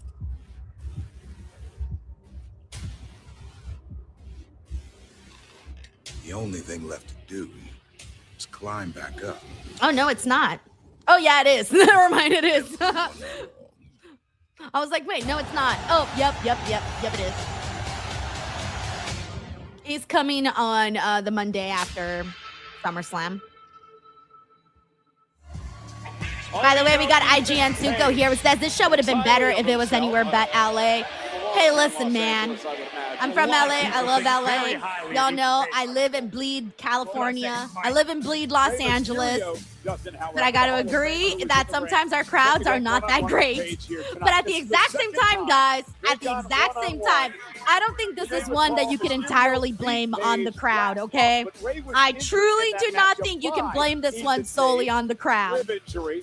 We are a little harder to please, though, so you do got to put an extra pep in your step. Thank you, IJ and Those of us Zuko. with fully functional brains realize that even though the W may have belonged to Rey Mysterio, it was all ego who won the last match, putting Rey on the shelf. Rey Mysterio been very busy as of late, not only as an in-ring All right, here we go. competitor, Ethan but of Page course, versus the Rey general manager Mysterio. on Let's hope this one. Triple A. Let's hope this one does a lot better. Ethan Page doesn't get like the craziest reactions from people, so I'm not really sure how this match is Ethan gonna Page be early on received. showing some of his amateur technique. At one point, he trained for the Olympics, did Ethan Page, to represent the country of Canada. You know, Ethan told me he actually had some higher ups in the nation of Canada talk him out of competing in the Olympics as to not embarrass the rest of the world. Well, Ethan Page was recognized by the Canadian government, we've mentioned this before, for outstanding global impact through sports and entertainment. Oh, and a big shoulder tackle. Talk about impact from Ethan Page. Page has all the tools, there's no doubt about it. His ego leaves something to be desired. Some would call Ethan Page Canada's greatest export. And who would they be? Well, I did, because I used to think of Iron Mike Sharp, who used to use that moniker, but Ethan Page is way cooler. Mysterio, great move, cover, and a kick out by Page at 1. We got McTaro here, Sure, says, Page say is you are cooler cursed than in Spanish for the DWO peeps. I don't even think I know how to say that. Mysterio right to the jaw. You are cursed. I've never actually said cursed Ray in looking to out Spanish. quick Page. I usually Even say after like all these mala years, suerte. Rey That's Mysterio usually what I say, absolutely like, oh, timeless. tienes mala suerte, o tengo mala Page quickly suerte. back to his feet. That's usually what I Now say. I don't think I've Mysterio, actually said it down any goes other way, Page. but I don't Great actually know counter the by Rey, proper able way to to shift say his it. weight at the last I usually second. just be like, Balance if of I'm the having a Spanish bad day and I extraordinary. feel like I'm cursed, I'll just say like, An man, unorthodox today just wasn't my, style, like, but I'll be like, hoy no era mi Ethan día. I feel Page like I have just mala like suerte that. or something. Everything That's about usually what Rey I say, Mysterio but is I don't know what like the extraordinary. proper Has been official way to say it extraordinary is. for 2+ decades. Thank you, McTaru. Which is why Or I'll Ethan be Page like, is so oh, someone me motivated hizo tonight, because brujeria. this is a I always high-profile say that too. matchup, I either massive say I have mala opportunity to defeat a suerte Hall or of Famer. someone did brujeria on me. That's usually what I Biggest say. little man in the history of Yeah. WWE, the 3-time world champion Rey Mysterio. Now, We got King Pope here, says, Denise on my TV. Smile, Denise. Page seems to begin Smiling. his focus Thank now you, King on the Pope. midsection. T Money says, estás maldito. Is that how you say it? Because I always thought like people say like maldito, like malditos. Oh, like when people say maldito sea. Because I always hear people say maldito sea. But I think I might have misunderstood that to mean something else. Because people would be like, oh, it's maldito. And continues to do much of the same. Pinche maldito, like Told things me like earlier that. today that, I've always it's not a misunderstood. I always give it up understood that pursuit to of the mean something else. So Intercontinental I don't know what I'm Championship. thinking. Cable match, Summerslam. Yeah, because people always high say like, interest. ay, As maldito Mysterio sea. now comes over the top rope. Page hung on. Mysterio We got trying Dr. to fight Summer out of his Vibes here who says predicament, this but- Raw in LA is boring as Right onto hell. the apron. We're cursed, That's maybe. gonna be I tough don't to know. come back Well, from for actually, Rey. no, because like Raw Netflix debut was in this exact venue, in this exact location, and that day was lit. That day was super lit. Today it's not lit. They blew out the fucking candle, man. Someone blew out the fucking candle on this show. Thank you, Dr. Summer Vibes. We got Unk Donk here says, maybe because I'm an unk, is there a concert on a go home show? Look, I don't mind the concept of a concert and wrestling, but here's the thing though, like to me, a concert, what draws my interest is when you're roasting the other person. I remember when The Rock used to do his concerts, I used to always look forward to them because I knew that they were going to be funny and I knew that that person was going to be hella roasted and I knew it was going to be a good time. Now, if you're going to do a concert, you got to be talking mad shit. Like, you got to talk some shit on some people because that's how it's fun. If you're just out there singing and bopping around, people don't really care. Thank you, Wunk Dunk. We got Ledwin Bowden. What's up, Ledwin? He says, I guess the women are main eventing tonight. Nice. Are they really? Because that would be kind of sick. I'd be happy about that. Thank you, Ledwin. We got Frank in the building. What up, Frank? He says, get the tank for Mila. He says, happy Raw, my fabulous leader. Miss Salcedo, congrats to the hubby. Lil Loco and I are enjoying your watch along and Raw. Willow and Maya. Willow and Maya, how you know? Oh, so that was your pick for best match of the night? Oh, no, I'm sorry. Well, Maya, never mind. Sorry, I was getting confused right now. You're saying Willow and Maya, obviously, because they both got big wins in their separate matches. My apologies. My brain is kind of mush right now. But yeah, Willow and Maya both picking up big wins was really good for them. Really happy for them. Thank you, Frank. We got Uncle Dog here. It says, watch the ladder match. Young Bucks versus Mox and Willow and Tekla, and of course, the main. Okay, here we go. See, that doesn't surprise me at all. The Bucks, okay, knew that would be good. Ladder match, yeah, I think I even saw a couple of clips from that on Twitter, and I was like, oh, shit. That's my cup of tea type of stuff. Willow and Tekla, I'm curious to see that one because I feel like they are hard-hitting ladies, so I would imagine they did a lot of that in that match. Thank you, Unk Dunk. We also got Hank G. Hank, thank you so much for the sunshine. I appreciate that. Thank you very much for sending that in. Alrighty, everybody. Let's see what we got here. What is everyone thinking about today's Raw, by the way? What's been the best part of the show? I don't know what to say, guys. I don't know what to say. I'm so sad. Everybody that I've spoken to today, I'm like, yeah, I really think Raw is going to be like really good today because of like everything that they promoted. And I'm like, it's the go home show and they're in LA. So it's going to be fucking sick. Like I literally told that to everybody. And now I feel like I got people's hopes up and I'm terribly, terribly sorry. I'm terribly sorry if you're one of those people that I got your hopes up for. Alrighty, BTW, we got IJN Suko here. Says AEW pay-per-view was, let me get the audio back. He says was 8.5 out of 10. That's not bad. That's okay. Not great, but also not terrible. Basically a collision episode. A collision episode.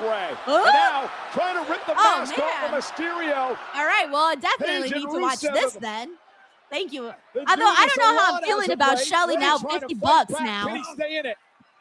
Like, I still got to pay for the show. Y'all aren't making me feel very good about it. Page from the ropes. Thank you, IGN Suko. Page is down. I'm going to see if anybody can, if anybody ordered it, let me log into your account. I'm going to try and get myself the free replay. Knees. But as you like to say, you got your boy KJ. What up, your boy? He says Kyle Fletcher versus Bandito is an absolute banger. Right about now. That's the only match I wanted to watch. Honestly, you guys know how I am. But I want to see that. I was expecting more people to say Kyle Fletcher and Bandito so that I can feel good about it. Thank you, your boy. I don't know where to watch highlights. Infamous DJ1.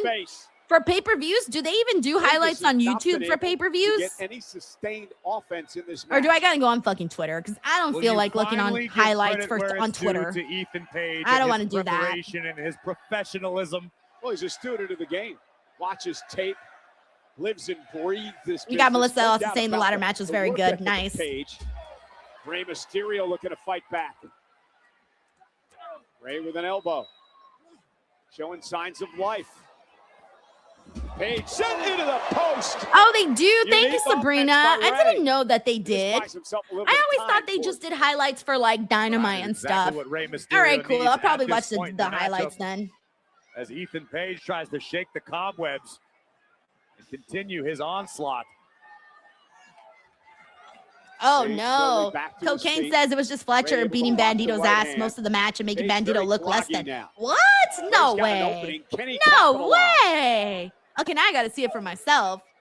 Well, if anybody can, It's the WWE Hall of Famer. Oh, I did see this. Andy Nerschel says the Beavis Butthead spot looked like he was gonna spot put was the spot rope on. down, and, Are you guys Ray talking about turned Cody into a and CM Hurricane Punk? I saw people saying they were like Beavis and Butthead, and then Ray's they were starting making to like feel it. edits about it online. I Ray did trying see to that. rally the WWE I fans here in the totally Intuit saw Dome. that.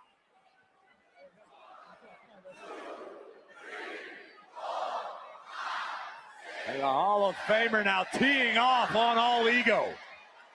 The legendary Rey Mysterio is back in this match, paying homage. Oh yeah, I to didn't think late about great this. Dog Eddie says turn on the Guerrero. VPN and buy redemption from UK.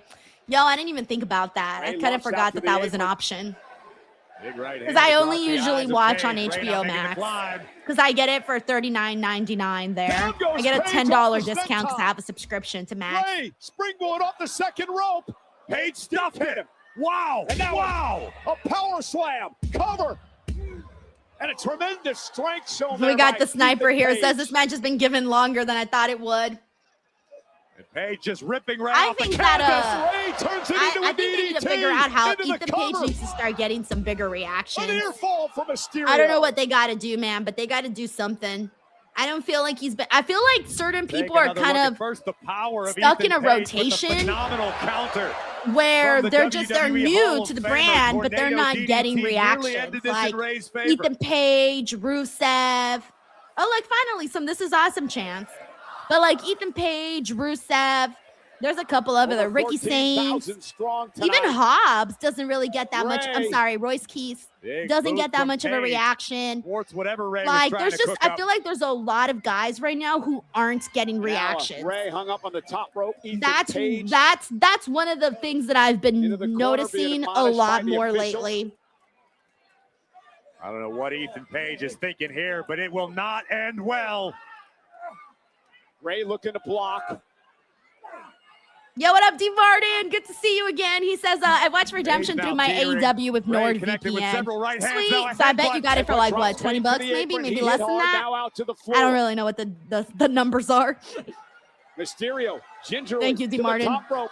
And he's Whoa! Page right Oh into shit! the Fucking Ethan announce Page hit his desk. head on the commentary table. And Page now is stunned. Also, shout out to C Delgado. Ray Thank you sends so Ethan much for the Page membership, man. That's back really into cool the of ring. you. Thank you That so may much, have C been the Hail Mary Delgado. Mysterio was looking for. Very nice of you. Page hanging onto the apron for dear life.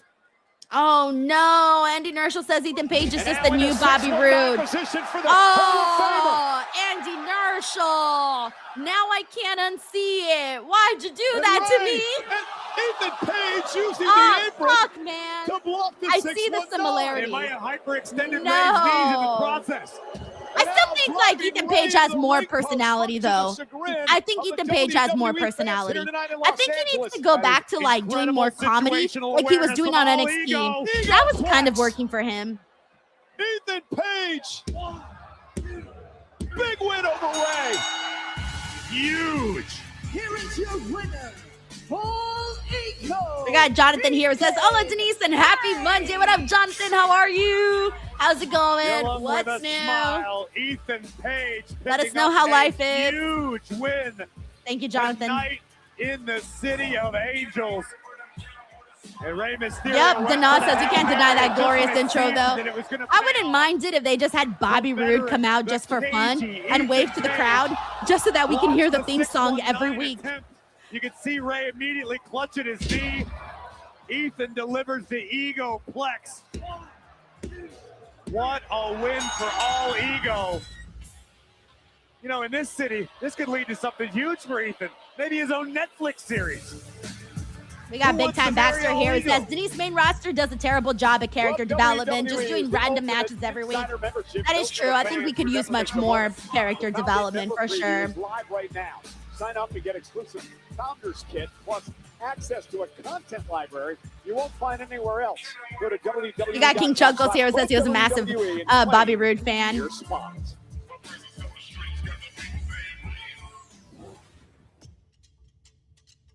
All right. Sweet little EO. Liv's promo I now can for tell you still don't EO. understand just exactly who you're facing at SummerSlam. I am the Liv Morgan. The Liv I'm the girl Morgan. that everyone underestimated and overlooked as I scratched and clawed my way to the top. So please believe me when I say I will do anything to stay there. Sure, some people might think that I'm an arrogant champion, but when you have the resume that I have, you just don't care about what people think. But you know what I do care about? My championship. Which means now I care about you. Because you did beat me at Queen of the Ring. I know you're one of the best in the world. You are the genius of the sky, Io Sky. But you're wrong about me. You're not in my head. I like this background I'm not music. scared at the thought of losing to you at SummerSlam, and I am so much stronger than you think that I am. So thank you, Io, for the opportunity at SummerSlam to remind you and everyone else exactly who I am. The greatest women's world champion of all time.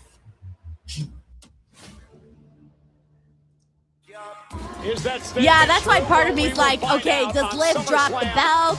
But like, imagine she drops the belt in her first title defense in 100. No, by then it's gonna be over 100 days. But then Io Sky, what? Like, honestly, guys, if they didn't give Liv Morgan matches to defend her title, and they love Liv Morgan, do you think they'd do the same for Io Sky, or do you think Io Sky would find herself in the same position? She might find herself in the same position. All right, we got Danhausen and the Mini-Housens. They're all beat up backstage. Give Dom the money back. Never! What do you mean never? Wait. Hang the monies on a pole. On a what? Human monies on the pole. Hang it up. Human monies on a pole? Yes. Oh, that's probably going to be the stipulation for Well, listen, JD if and that's what's gonna end Danhausen. this, and you can get this out of my show, then fine. We can hang the human monies on a pole because it is official for SummerSlam, and I need a drink. Oh, How much human monies, though? They didn't say how much human monies. I'm How gonna much need we what's calling talking? that human money How much we talking for on a this? Well, tonight's We got WWE RAW is brought to you by Cricket 5G. Smile. Yeah, I kind Here of on feel it a little bit. Human monies on a pole. Oh, okay, we got Joseph Boza says it's now a $100,000 match. All right, $100,000, bro. Book my ass in that match. Let's fucking go. Oh, this is gonna take like 5 minutes now. Getting to see the Yeet entrance. Dragon Knight says Blue Chew on a pole. So funny. We got Jamie Dwyer here who says, I'm pretty sure Mini-Hausen is dead. Yeah, the fact that Adam Pearce didn't take very good look at the Mini-Housens is a little upsetting. Like, you should be taking more of a closer look at them Mini-Housens. Headed into a six-man clash at SummerSlam. The Usos are here tonight, live on Monday Night Raw from the Intuit Dome in LA. All right, that's all we got left, guys. All we got left is just dancing on this show.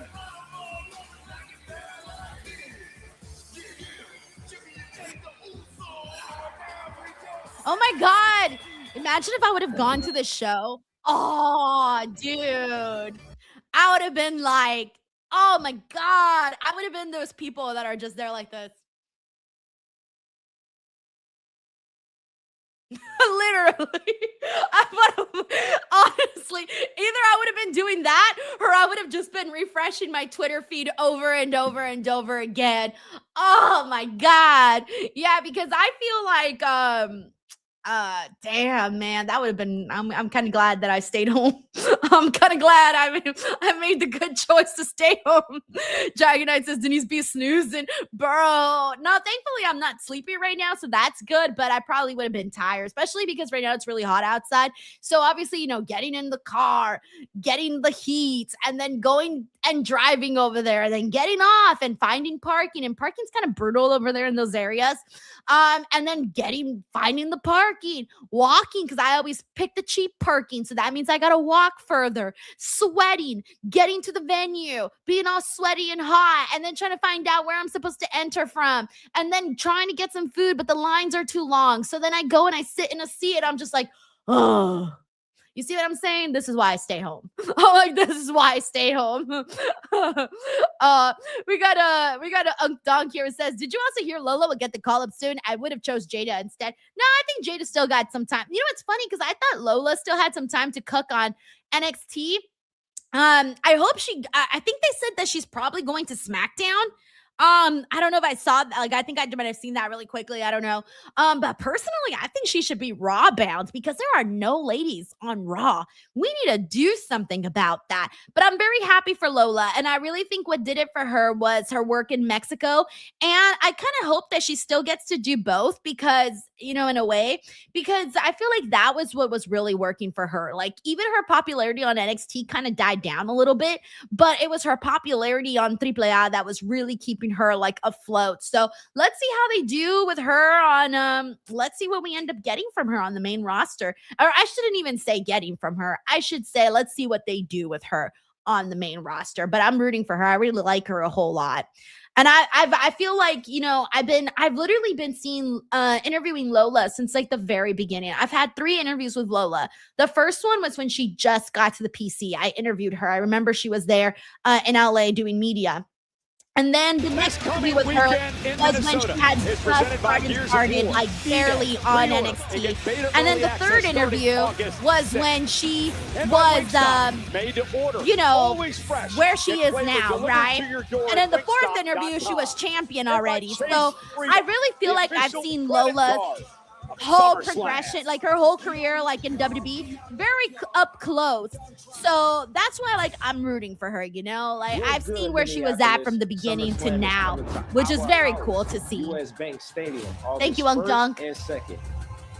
We got Logan here who says it's better not cut Soul and Raquel's time. Nah, we still got a little bit of time. We still got some time. I think they got because we still got that plus the Seth Roman thing. So, and I don't know what else they have anymore. Yeah, I feel like they still got enough time to do all that. Thank you, Logan. We got Plus Ultra Adrian here who says, sounds like Denise saved some money tonight. Well, I mean, I probably would have gotten press tickets. So either way, I would have saved money not having to buy a ticket. But also at the exact same time, I would have spent money on gas and food. So yeah, gas, food, and parking. That would have been on me. So yeah, I did save money. I saved at least, what, like $150? No, apparently less than that, depending on how much I eat. I saved at least $150 by not leaving my house today. Thank you, Adrian. Because parking out here, guys, is really expensive. Like, parking at least would have been like $50 alone. And then let's say I wanted a fucking soda and some nachos. Like, that's like another, what, $30-$40 at a venue? Bam, that's already $90 that I hypothetically spent. And then, like, what if I got a chocolate? There's like $10 right there. Then gas, forget it.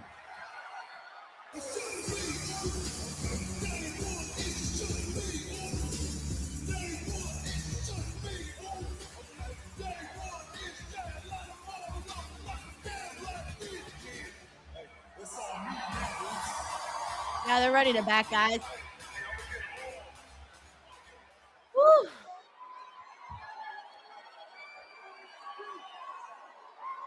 Oh, wow.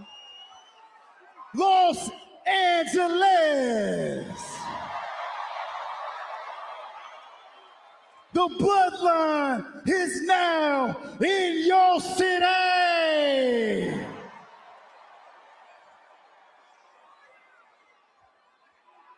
Got a little message for everybody stepping up to the bloodline. Got a little message for our opponents at Summerslam. We got LA Knight. I like Jimmy's hair. I haven't had a chance to mention that. His hair has been looking really good lately. Big brother Solo Sikoa. This is a message to all 3 of you fools. This your warning shot. Bro, I heard a 7-year-old saying that yesterday on the plane, by the way. And I was like, Oh my God. This is a little kid scene right here. This little kid stuff. Bow. Pew, pew, pew. Bow. All right. Oh, look, Solo actually changed his fit up today. He's wearing white and black today instead of red. You gotta wear this fit like 3 times in a row now. You guys say you didn't start it, but you did start it when your asses ran back to Roman. I'm trying to see if I know anybody in the crowd again. Since we're getting crowd shots. So far, I've seen 2 people I know. Had Solo Sikoa in it. Thank you so much, IJN Suko. So whatever this Thank crap you. is, you guys don't have a chance at SummerSlam. How about we just Tracy, be nice to Get Solo. over the Didi, jokes I that am you're being doing, nice. Solo, huh? That's me being nice. We all know. Daryl says Solo looks like a pimp in that outfit. Back to the bloodline. This is the best damn thing that ever happened to you, Solo. Do us a favor. Make it very easy on yourself. And listen to the tribal chief and run the play. Run the play or else.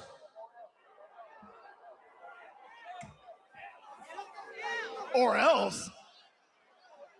Or else what? You gonna send me a warning shot? What? You gonna yeet for 30 minutes?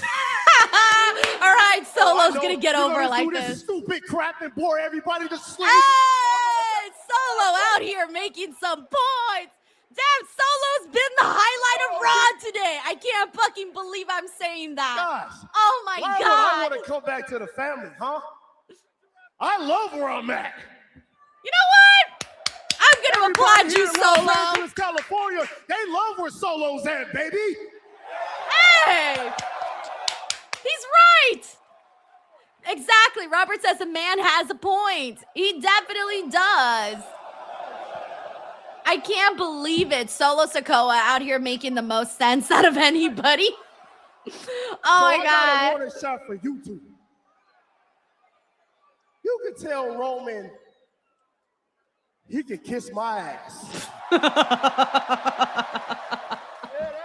I haven't heard anyone SummerSlam, say baby, that in you got your forever. boy, Mr. Solo Dolo Sikoa. Then you got the heavy hitter, Mr. Royce Keys. And then you got the one and only megastar that everybody calls. I can't believe it, guys. The person I popped for the hardest on today's show was Solo Sikoa. I cannot believe this. But he was fucking funny today. And he made some good fucking points, man. And I also haven't heard anyone say kiss my ass in like the longest time.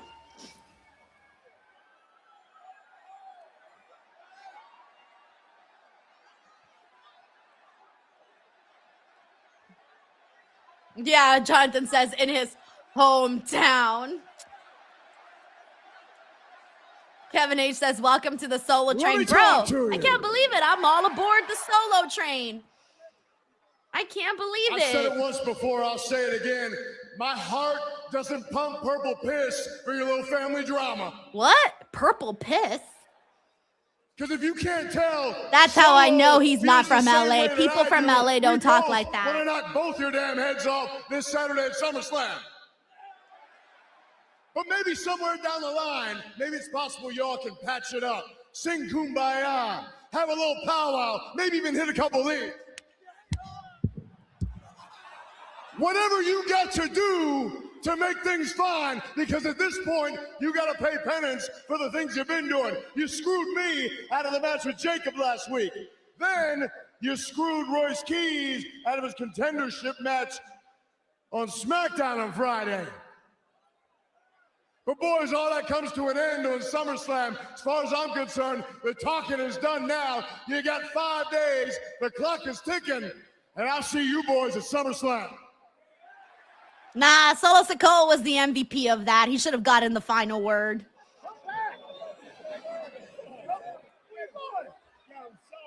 or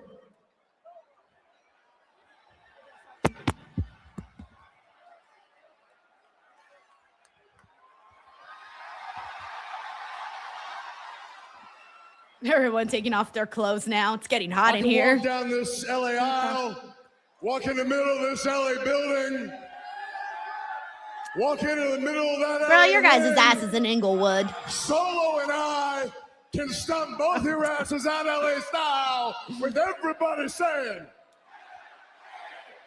yeah. He doesn't even go here. Uh-oh. Oh, whatever.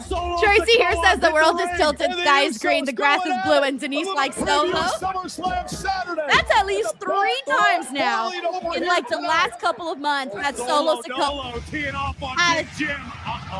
gotten my 2 thumbs up. The Samoan werewolf. Jacob Fatu marching to the ring. The unhinged Fatu and Solo and LA Knight run into a kick Oh from my Jacob. gosh. And a backdrop tonight. And Fatu backing it up in the corner. And LA Knight as well. That is The force to be funny. reckoned with at SummerSlam as the beatdown continues. Here comes some backup. The wild I do like card. the song a whole Royce lot. I feel like Keys. Royce's song is Massive actually score to like the settle. best thing that he's got going. Jacob cost him an opportunity to fight for a #1 contendership for the WWE Championship. That super kick by Jay. Oh my! And Keys just ran Jay over. And now the longtime friends turn enemies under the circumstances. It's a shame it had to come to this, but here we are. All right, Royce Keys, Jacob Fatu staring each other down.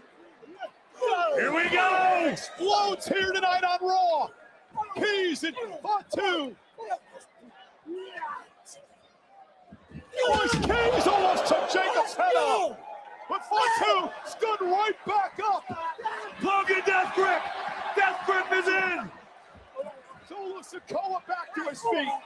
And a kick to Jacob from behind. And now Samoan spike. I can't believe this. Keys with a spine buster. I can't believe that right now they have me still back up. and Jacob Fatu is my favorite. Like, what is this world, guys? The world is turned upside down. Saturday at SummerSlam. By the way, thank you so much to Henry Kiernan for the floating heart and for the 100.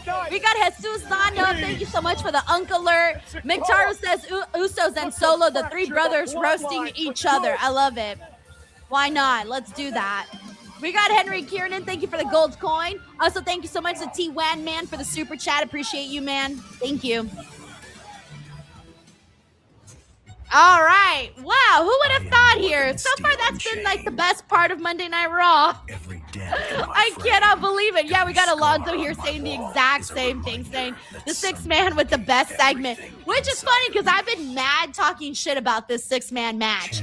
Like, I was like, why is this even on SummerSlam? It's so good. And that ended up being the best segment of the day. Like, what the hell, man? What the hell? Left to run.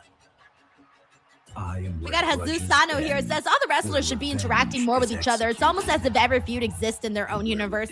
I don't mind them existing in their own universe, but I do get it. Like, you know, the baby faces talking to the baby faces, the heels with the heels. Yeah. No distractions, no escape.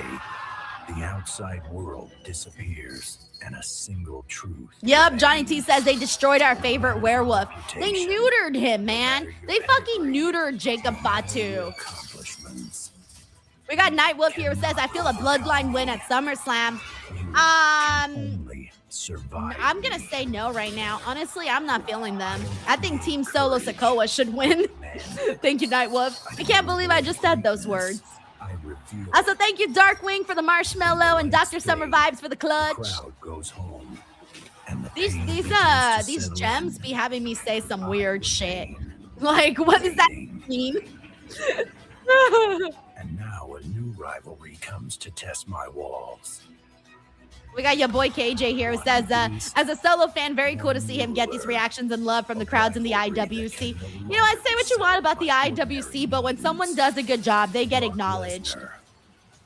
Oba Femi, I am your final battlefield.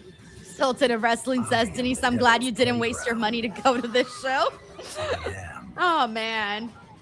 Hell in a cell. I love the Uncle Erts. Yeah, Race Pierce says the Uncle Erts will always be funny, so random.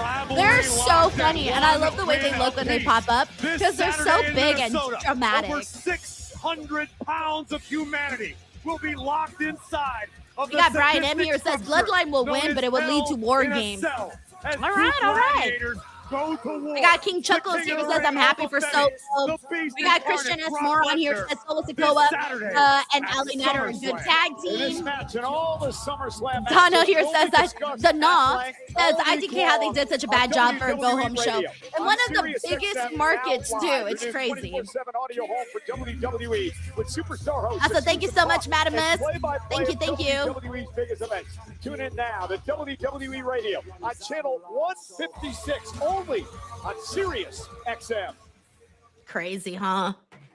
We also got Big G. What up, Big G? Thank you, thank you. All right, here we go. We got the women's match. So far we still got the women's match, and then Roman and Seth. One call is for the women's Intercontinental Championship.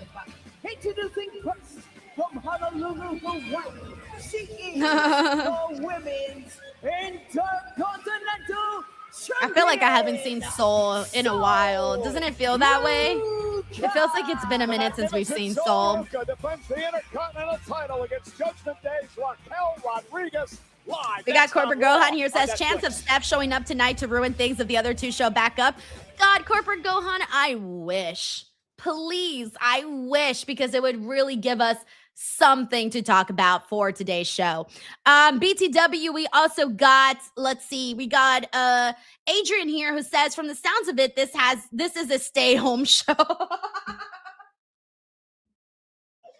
Oh my God, Adrian says, from the sound of it, this is a stay-home show. Yes, it is. That's been the theme of the day. That has definitely been the theme of the day, the stay-home show. I can't believe it. I'm not kidding you. Like, I had more fun at Fanatics Fest, Comic-Con, covering the WWE content. So I just don't know what's going on. Like, the last 2 weeks on Raw, I don't know what's going on, man. I really, really don't. I don't know. Shit. Thank you, Adrian, for the support, by the way. Appreciate you doing that a whole lot. Yeah, by the way, Waferman, this is very cool. He says, I just heard about AEW Rebel Heart in September. So cool. I'm really happy that they are doing that for Rebel. For those of you guys who have been following her story, you know, it's such a heartbreaking thing that she's dealing with. It breaks my heart every time, but her spirit is so lovely. She's got a wonderful spirit, even though she's going through something so terrible. And I'm really happy that they and the fans have been showing her so much love, because she's, you know, I've never met her in person, but she's a nice person. I think we chatted one time on DMs, and that was literally it. But I remember that her message was really nice too, on top of that. So even though I've never met her, you know, obviously she seems like a very lovely person, and, you know, just a terrible thing to have to go through. But I'm really happy that they are showing her love, that they're showing her love right now, that she's going through something so awful, you know? So yeah. We got Cyclops is better than Wolverine. Dude, hey, how's it going? He says, if Soul wins, I riot. Just saying. Honestly, watching you riot might be very entertaining. So let's go. Soul for the win. We got Orlando. Thank you so much, Orlando, for the flower. Very nice of you to send in, by the way. We got about 46 seconds till we get to the show.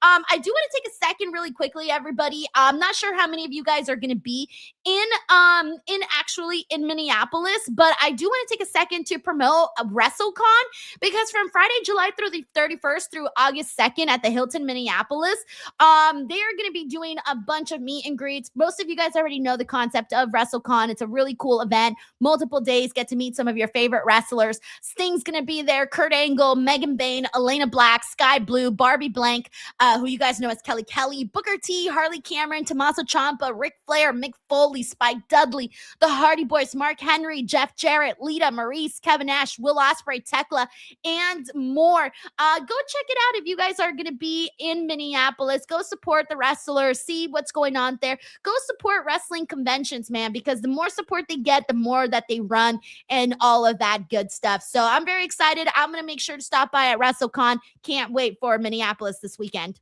All right, and we're back on Raw, and they're doing a really cool, holy shit, that's really cool. They're doing a really cool, like, camera movement where they went from the outside to the inside. It looks pretty sick, man. Pretty damn sick. Earlier this month, Soul beat Raquel Rodriguez. However, Rodriguez claimed some interference from Io Sky for the reason she lost that matchup. So tonight, another opportunity. Yeah, that was really cool. Oh, so I do want to take a second and shout out some people that have been hanging out with us in the chat. Let's see, we got a lot of people here today. Shout out to Sebastian, who's here with us. We got Race Peace, Zachary Walton. Shout out to Evans Play. Evan Plays here with us as well. We got Otto. We got Andrew Panajotis. We got Jamie Garcia. It's Jamie or Hyman? Just want to make sure I get that right, by the way. Sometimes my brain is like woo woo woo. We got Trilla as well. To your point, Sol Ruca doesn't have an experience advantage over Raquel. We got Chewy in the building. What up, Chewy? We got the sniper, of course. The sniper, what up? We got X Mulder. What's up? He says, are you doing Dynamite this week? Yep, I'll be here on Wednesday. There's very little physically speaking. Sol Ruca we also got Ricky Zaldivar with us as well. Keep the title against we got Paparazzi 847. Shout out to Muhammad. Punch yourself out. Raquel is a T1 Man is here with us. Shout out to John Quincy, Omar, and we're back on Raw. So let me lock into this match. We got Raquel versus Sol Ruca. Early going here by the #1 contender Raquel Rodriguez. Yo, what up, Harold Robinson? That solo was really funny. Sol Ruca, though, hands on her back. Yeah, that's exactly what I was thinking about. We got Arthur here who says it's been such a minute since we've seen Sol compete inside the ring. It feels like it, yeah. Which is kind of weird considering that she's the, champ and shit. Watched all of her Judgment Day brethren succeed to such wild levels. Also, shout out to Rick Zone over on Kick. Thank you for hanging out with us, man. Yeah, Raquel, oh man, has come so close on a number of occasions. Tanisha Hicks says, so is Raw going past 9:30 tonight? Seth and Roman still have to talk. I don't think so. Honestly, maybe by a couple minutes, but I don't think by much, man. I guess you would there's Lyra watching backstage looking crazy. We haven't seen Bailey either. I thought you were going to say Raquel Lyra just looked like a beggar of some sort. She's certainly begging for something. Perhaps help.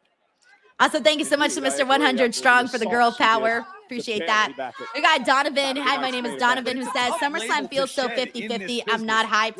Yeah, it's really, it really sucks, man, because that sort of thing will haunt. I really do think that if the shows are good and people are excited about the product, that they would be, willing to go to the shows and have a great time. And I feel like, SummerSlam's going all out, right? Like they got WrestleCon, they got the Fan Fest, they got the Superstore takeover, they got a Danhausen ice cream truck. There's so much happening around the event that you want people to want to go and experience SummerSlam so that they can experience everything else around that event. That's why it sucks when, tickets are down and the programming isn't that great right now. I really hope that I don't even know what to say because I feel like I sound like a broken record saying that I really hope it gets better, but I feel like there are just some decisions that perhaps a broken nose. I'm wondering why they're made. Like there's some where I get it, people get injured. You got to pivot and do different things, but a lot of the storylines right now just feel a little lifeless, and that's the part that I'm struggling with. Because I really believe that people will lock into anything if it's good. Like look at right now. Oh, by the way, Raquel's busted open. You look at right now. I'm not even I've never been a Solo Sikoa fan.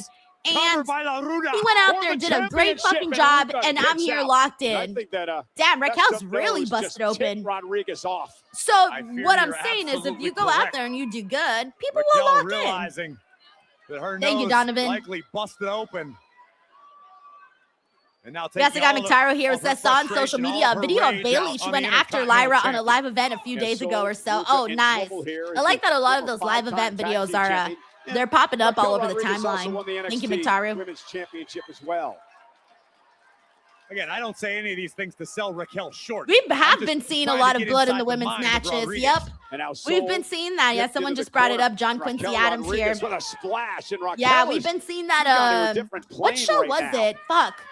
What show were we watching not too long ago? That was it Saturday night's main event? Might have been Saturday night's main event. That like every match had blood. Practically every match, and definitely every women's match. You've never held singles gold at this level. And that's what Raquel's trying to do. Silence all the doubters. Make the rest of the Judgment Day proud at the expense of the red-hot Sol Ruca. And Sol fighting back, though, showing some guts in this matchup. Oh, and a shoulder tackle. Covered by Raquel. To win the championship. Yeah, everybody's bringing up Lyra's bloody nose. Yeah, that one was bad. That was bad. There's been a lot of them where we were like, ooh. Spoke too soon.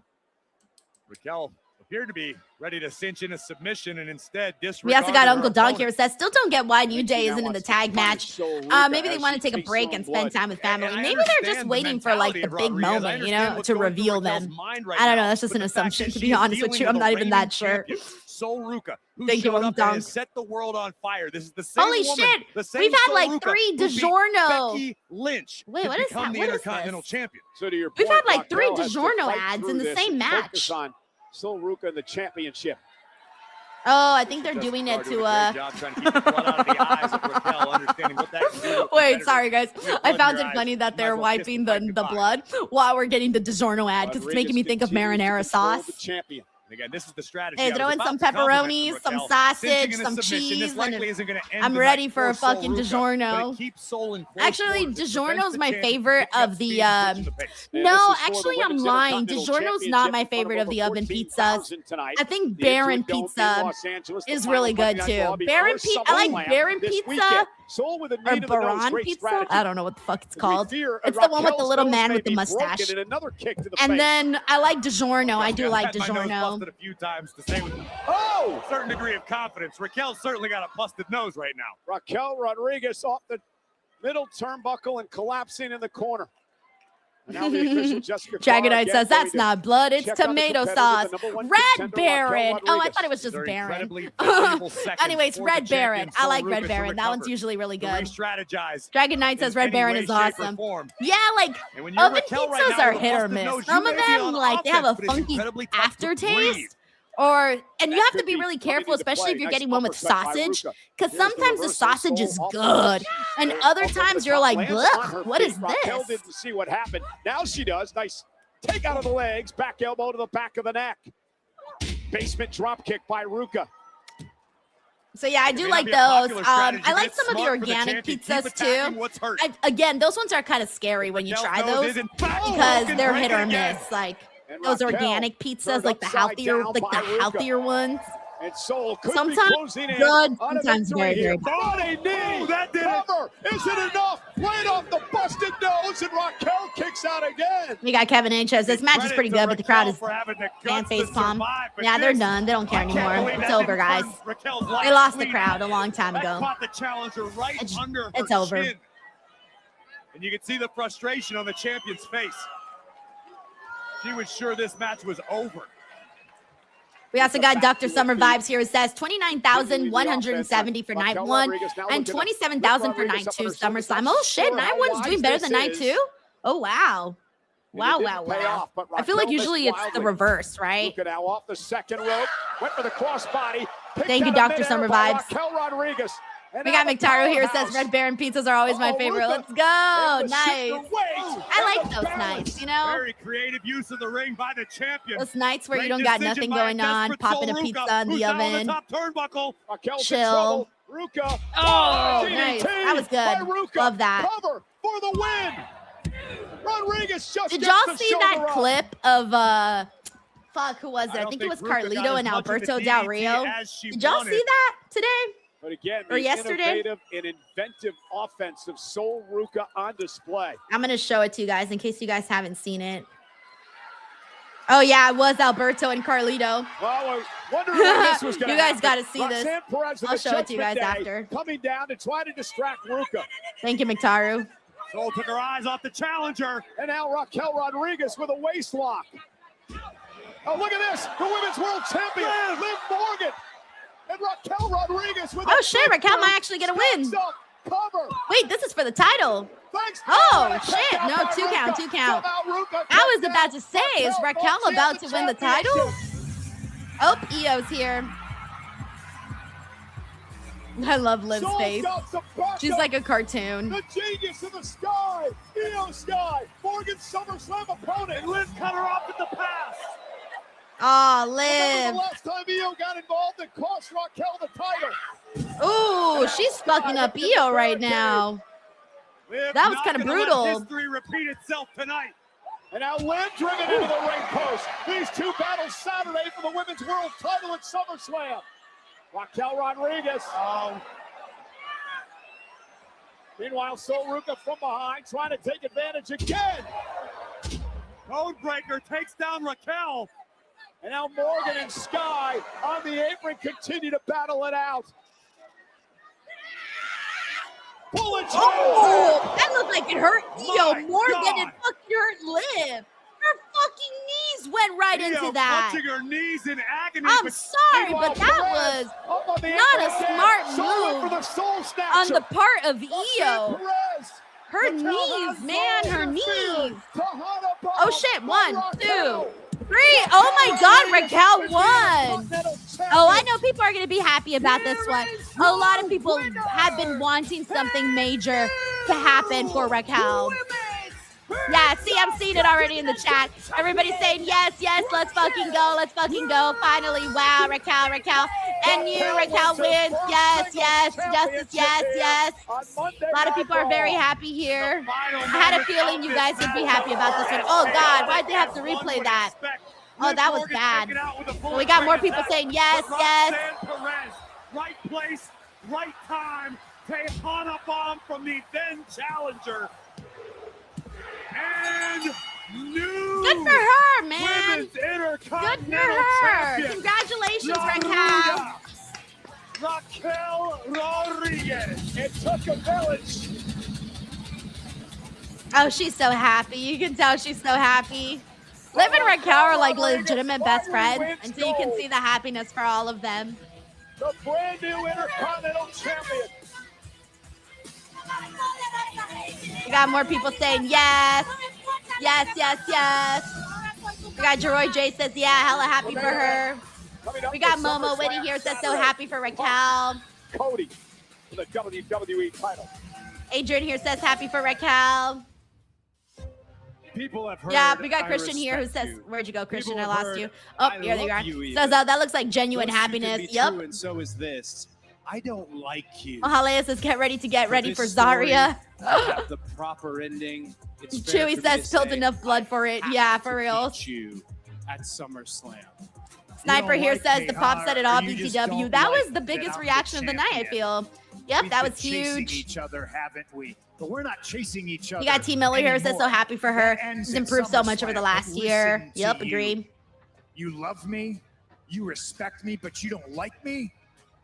You're lying to yourself. You think the only way this plays out is you beating me? Well, at SummerSlam, I'm gonna break your heart. BTW, don't forget that after this, I will be joined by Sancho for the post show. So we'll be breaking everything down, chatting about it, and all the full thing, the full enchilada. You get all of it, guys. You get the enchilada, you get the rice, you get the beans, you get the tortilla chips, and the salsa Saturday. here. The main event, Punk and Rhodes for the undisputed Okay, Punk and Rhodes, WWE main events Championship. for Saturday, Also, guys. Hell in a Cell with Oba and Brock, the women's world title, the six-man They just tag, said the Cody and, six-women tag, Punk and for of main course, event. Gunther and Nick Aldis, all part of SummerSlam. I don't know if he just, Saturday. yeah, I'm pretty sure. Yeah, there you go. Sunday, just as jam-packed with megastars and action. we're going to crown an interim WWE Women's Yeah, so the Champion in a titles will ladder definitely match. be heading Human there, money's on a headlining the pole, shows. The Intercontinental Championship. Yes, you get Penta versus guacamole Gable, too. and of course, Exactly. The World Heavyweight Championship on the line as Seth freaking Rollins challenges the OTC Roman Reigns. And right now, we'd like to take a look at the final chapter in the storied rivalry of Rollins and All right, Reigns. and let's get before a Night Wolf here. It says, I'm going to Raw in Ottawa. I'm starting to worry I will be at a dud show because the last couple of months the show's been painful to watch. So I don't know when the show in Ottawa is, but Night Wolf, I guess just go and risk it. That's all you can do. Let's hope to God that by then we're not having. Let's hope to God that after SummerSlam. I was gonna say, let's hope to God that after SummerSlam the shows get better, but the show should have been good en route to SummerSlam. I own you. We got IGN Suko here who says, yes, LFG, this is how Willow's one should have felt. Thank you, IGN Suko. We got Cyclops Better Than Wolverine, who I know is a happy man right now, says, no riots for me tonight, Soul lost. For those of you guys who don't know, Cyclops Better Than Wolverine is the biggest Soul hater. We're always beefing because I'm like the last Soul Ruka fan left here. Thank you, Cyclops Better Than Wolverine. We also got McTaru here. I thought Soul was going to hold the title longer until maybe SummerSlam, but I'm shocked that I won. Yeah, I was a little surprised too, but you know how it is. People win titles and people get over them, and they much prefer the people who don't have the title. It happens all the time, man. Thank you, McTaru. We got Frank here who says, boom, to the IC Women's title, 100 days, no defense. Jesus Christ. Damn. Crazy. Crazy, crazy. Thank you, Frank. We got Lando here. Thank you so much for the jewels, bro. Thank you, thank you. Jose Lopez says, I'm the second to last Soruka fan behind you. Yay! We got two. Woo! We got Trey Flocka here. Says, so let me get this straight. We might see Roxanne turning on Liv Morgan. Yeah, we've been waiting for Roxanne to turn on Liv Morgan. They haven't been showing, like, in the last couple of weeks, there hasn't been that many signs. But in the past, there have been a lot. There have been enough signs to let us know that it's happening at some point. So maybe maybe Roxanne's going to be like, yo, Roxanne's champion now. She's good. Let's go off on her own. Ladies and gentlemen, please welcome the World Heavyweight Champion, the OTC. We got Donovan here. Says, my older brother has a crush on Soul, so he's definitely a fan. Yeah, 3 fans. Woo! That's Roman funny. Reigns and his SummerSlam opponent, Seth Rollins. We got Darren here. Says, I like Soul. I thought she looked good in that match. She does, dude. I really like Soul. I feel like she started getting a lot of, like, I feel like she started getting some hate in that Zarya storyline. People started siding with Zarya, even though Zarya was the heel and Soul was the babyface, whatever. And then I feel like she started to get some flack after some of the mistakes that she made with her Soul Snatcher, and people started being really mean to her on social media. And yeah, and then that just kind of went the way it did. We got IGN Suko here who says, this is a pro Zarya chat hosted by a pro Soul fan, even though Soul was a bad friend. I cannot have the same argument 5,000 times, but Soul was a great friend. Zarya was the bad friend. I'm done having this conversation. I have had this conversation so many times. I can't anymore. IGN Suko, thank you so much, man. Oh my gosh. All right, let's see what else we got here. We got Eric Scott here who says, I hope she gets a rematch and wins her championship back. Okay, I think some people here that are Soul fans might feel like they didn't get to see enough of Soul because as champion, I get it. And I almost felt like we didn't, like I told you when Soul came out, I felt like I hadn't seen her like in a while. So yeah. We got Tracy here says, I'm happy for Raquel, but sorry for Soul. Yep, I feel you. We got Reggie here says, my girl Raquel finished her story. I had to feel like she's not going to totally finish her story until she wins one of the major women's championship bouts, like, you know, like the WWE Women's Championship bout, that sort of thing.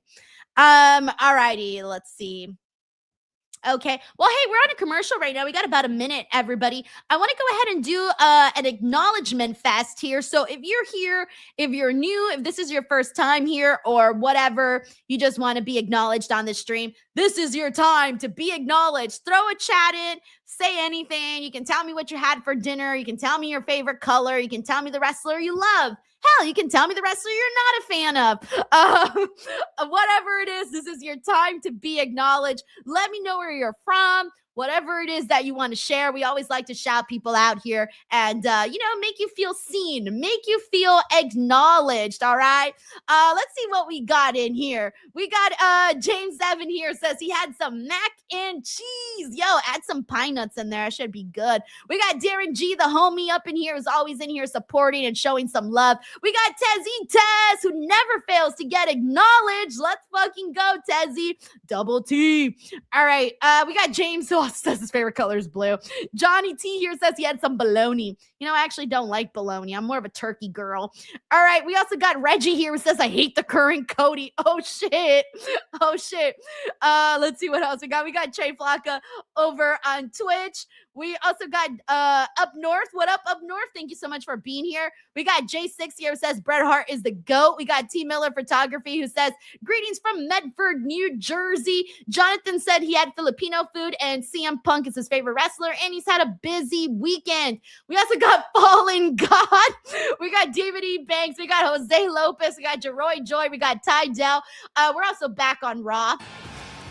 The Sniper, Legit King on YouTube, Eric Scott, Jesus Zano, what's up?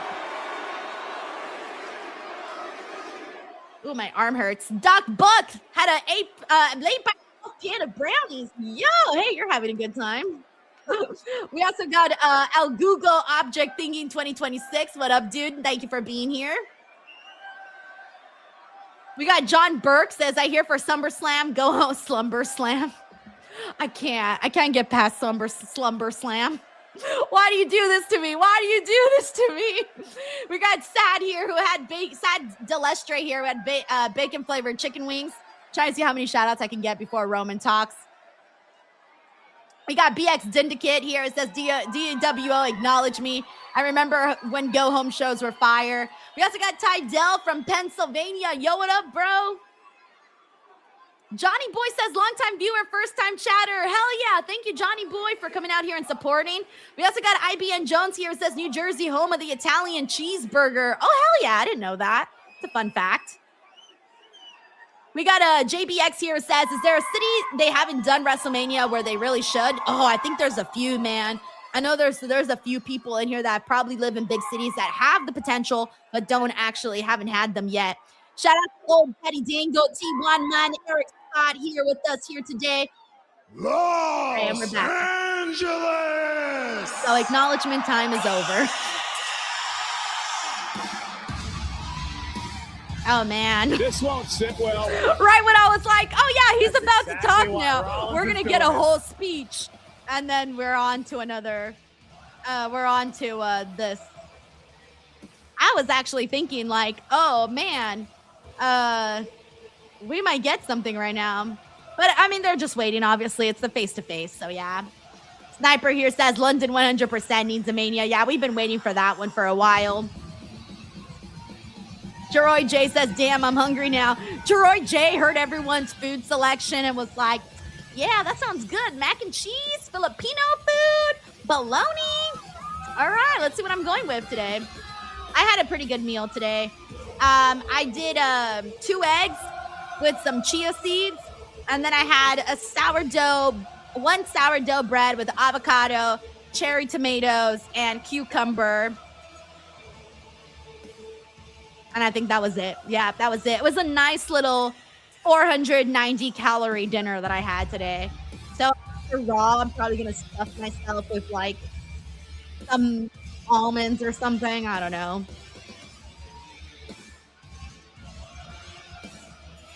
Yeah, Kevin Johnson here says, dang, LA didn't get to acknowledge. Also, shout out to Godfather. Thank you so much for being here. Godfather Dominic Williams. We got Dennis Dirt says they had ham, egg, cheese, tomato on toast. Hey, that sounds good. Although I don't like ham. Like I said, I'm a turkey girl. Los Angeles! Oh, look, Seth Rollins. Seth Rollins got the cue.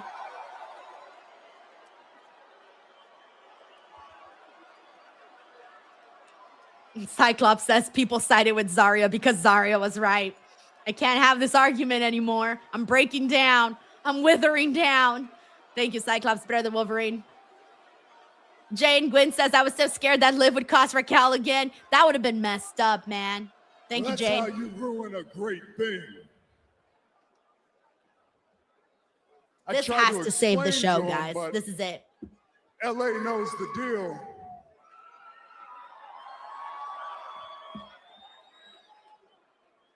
You're an asshole. Guilty. Guilty. Look, you're right. I'm the bad guy. I'm the bad guy here, LA. When it comes to you and me, I'm the bad guy. And you know what? That's fine with me because that's how I get mine.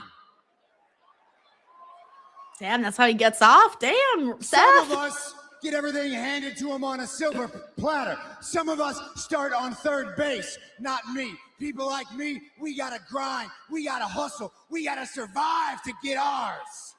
Yeah, been there, guys. Are you a Seth or are you a Roman? I'm not taking anything. I feel more away like a from Seth you. sometimes. Nothing at all. You are everything you say you are. You are everything that this company wanted you to be. You are the biggest star in this industry. You are a money-making machine. You are a main event walking. You are Roman Reigns, the tribal chief, the head of the table. You are all of those things. And you've got an edge on me in so many departments, my brother. But there is one thing that you will never, ever be better than me at, and that is professional wrestling. Oh, okay. Okay. I do think Seth is a pretty damn good wrestler. I do like his matches a lot more than probably Roman. So he might be onto something. Yeah. When it comes to what goes on in this ring, I said it before, I'll say it again, I own your ass. And when it comes to what goes on inside that thick skull of yours, I own your ass too. He's saying he lives rent-free in his mind, but I don't believe that, LA though. knows it. Everybody knows it. You know it, and there's nothing you can point to tell me I'm a liar. You can call me an asshole all you want, but you can't call me a liar. We've seen it for weeks. The packages, the history, Roman versus Seth. Every single time, I own you. Thank you, Mr. Fat Boy, for the love. SummerSlam's gonna be different? You think something's changed? Why do you think walking out of SummerSlam for you is gonna be different? Have you changed even a little bit? What are you gonna do? You gonna get yourself disqualified when I own your ass like I did at Royal Rumble back in 22? Or maybe this time, you call in the bloodline to do your dirty work for you since you can't seem to get anything done on your own. Yeah, that's kind of a fire t-shirt. Looks like an album cover. Should have been a poster instead. You need to beat me. You can need it all you want, but you don't stand a chance. Thank you, Henry Kiernan.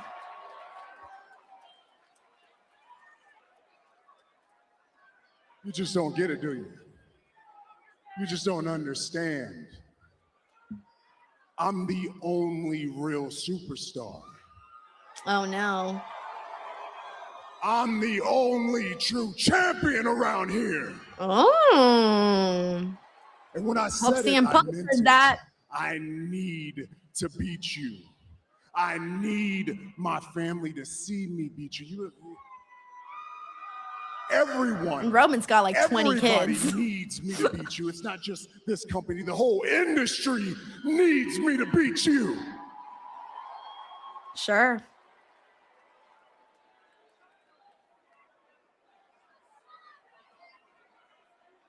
I just heard someone say, "Shut up, Roman." Just like that one random Roman hater in the crowd. That's so funny. Hey, what up, Poet Nor from Kenya? Hey. Che Growl says, when do they kiss? Oh, bro. Need, huh? Them ratings would start going the fuck the way up if they started need kissing. This redemption so bad, don't you? I'd be like, oh, drool Let me coming try out. this one on you.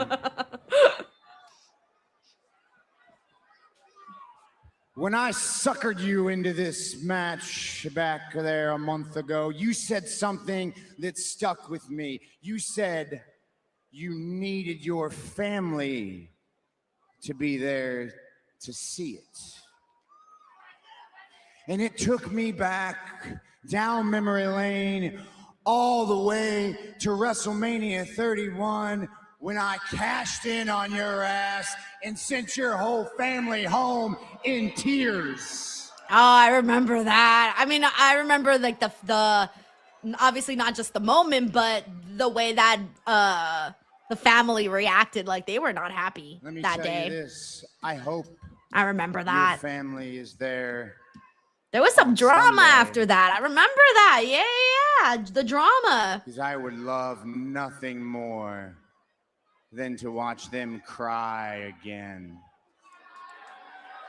I was at that Mania. When they figure out that their daddy is a fraud. Oh. Their daddy is a loser. I don't know about that, though. I don't think he's a loser. And their daddy will forever and always be Seth Rollins' bitch. I don't know about that either. Oh, and Roman Reigns has heard enough. Rollins crossed the line. Oh, interesting. Roman didn't get to say anything this week because Roman said a whole lot last week. So I feel like that's why they had to kind of get his lick back today. Last week was hella roasted by Roman. It takes a lot to get under the skin of the OTC. This week he had to get his lick exactly back. what Rollins just did, and now he's paying for it. A Superman punch by Reigns. Rollins ran his mouth once too often here tonight. And a spear by Roman.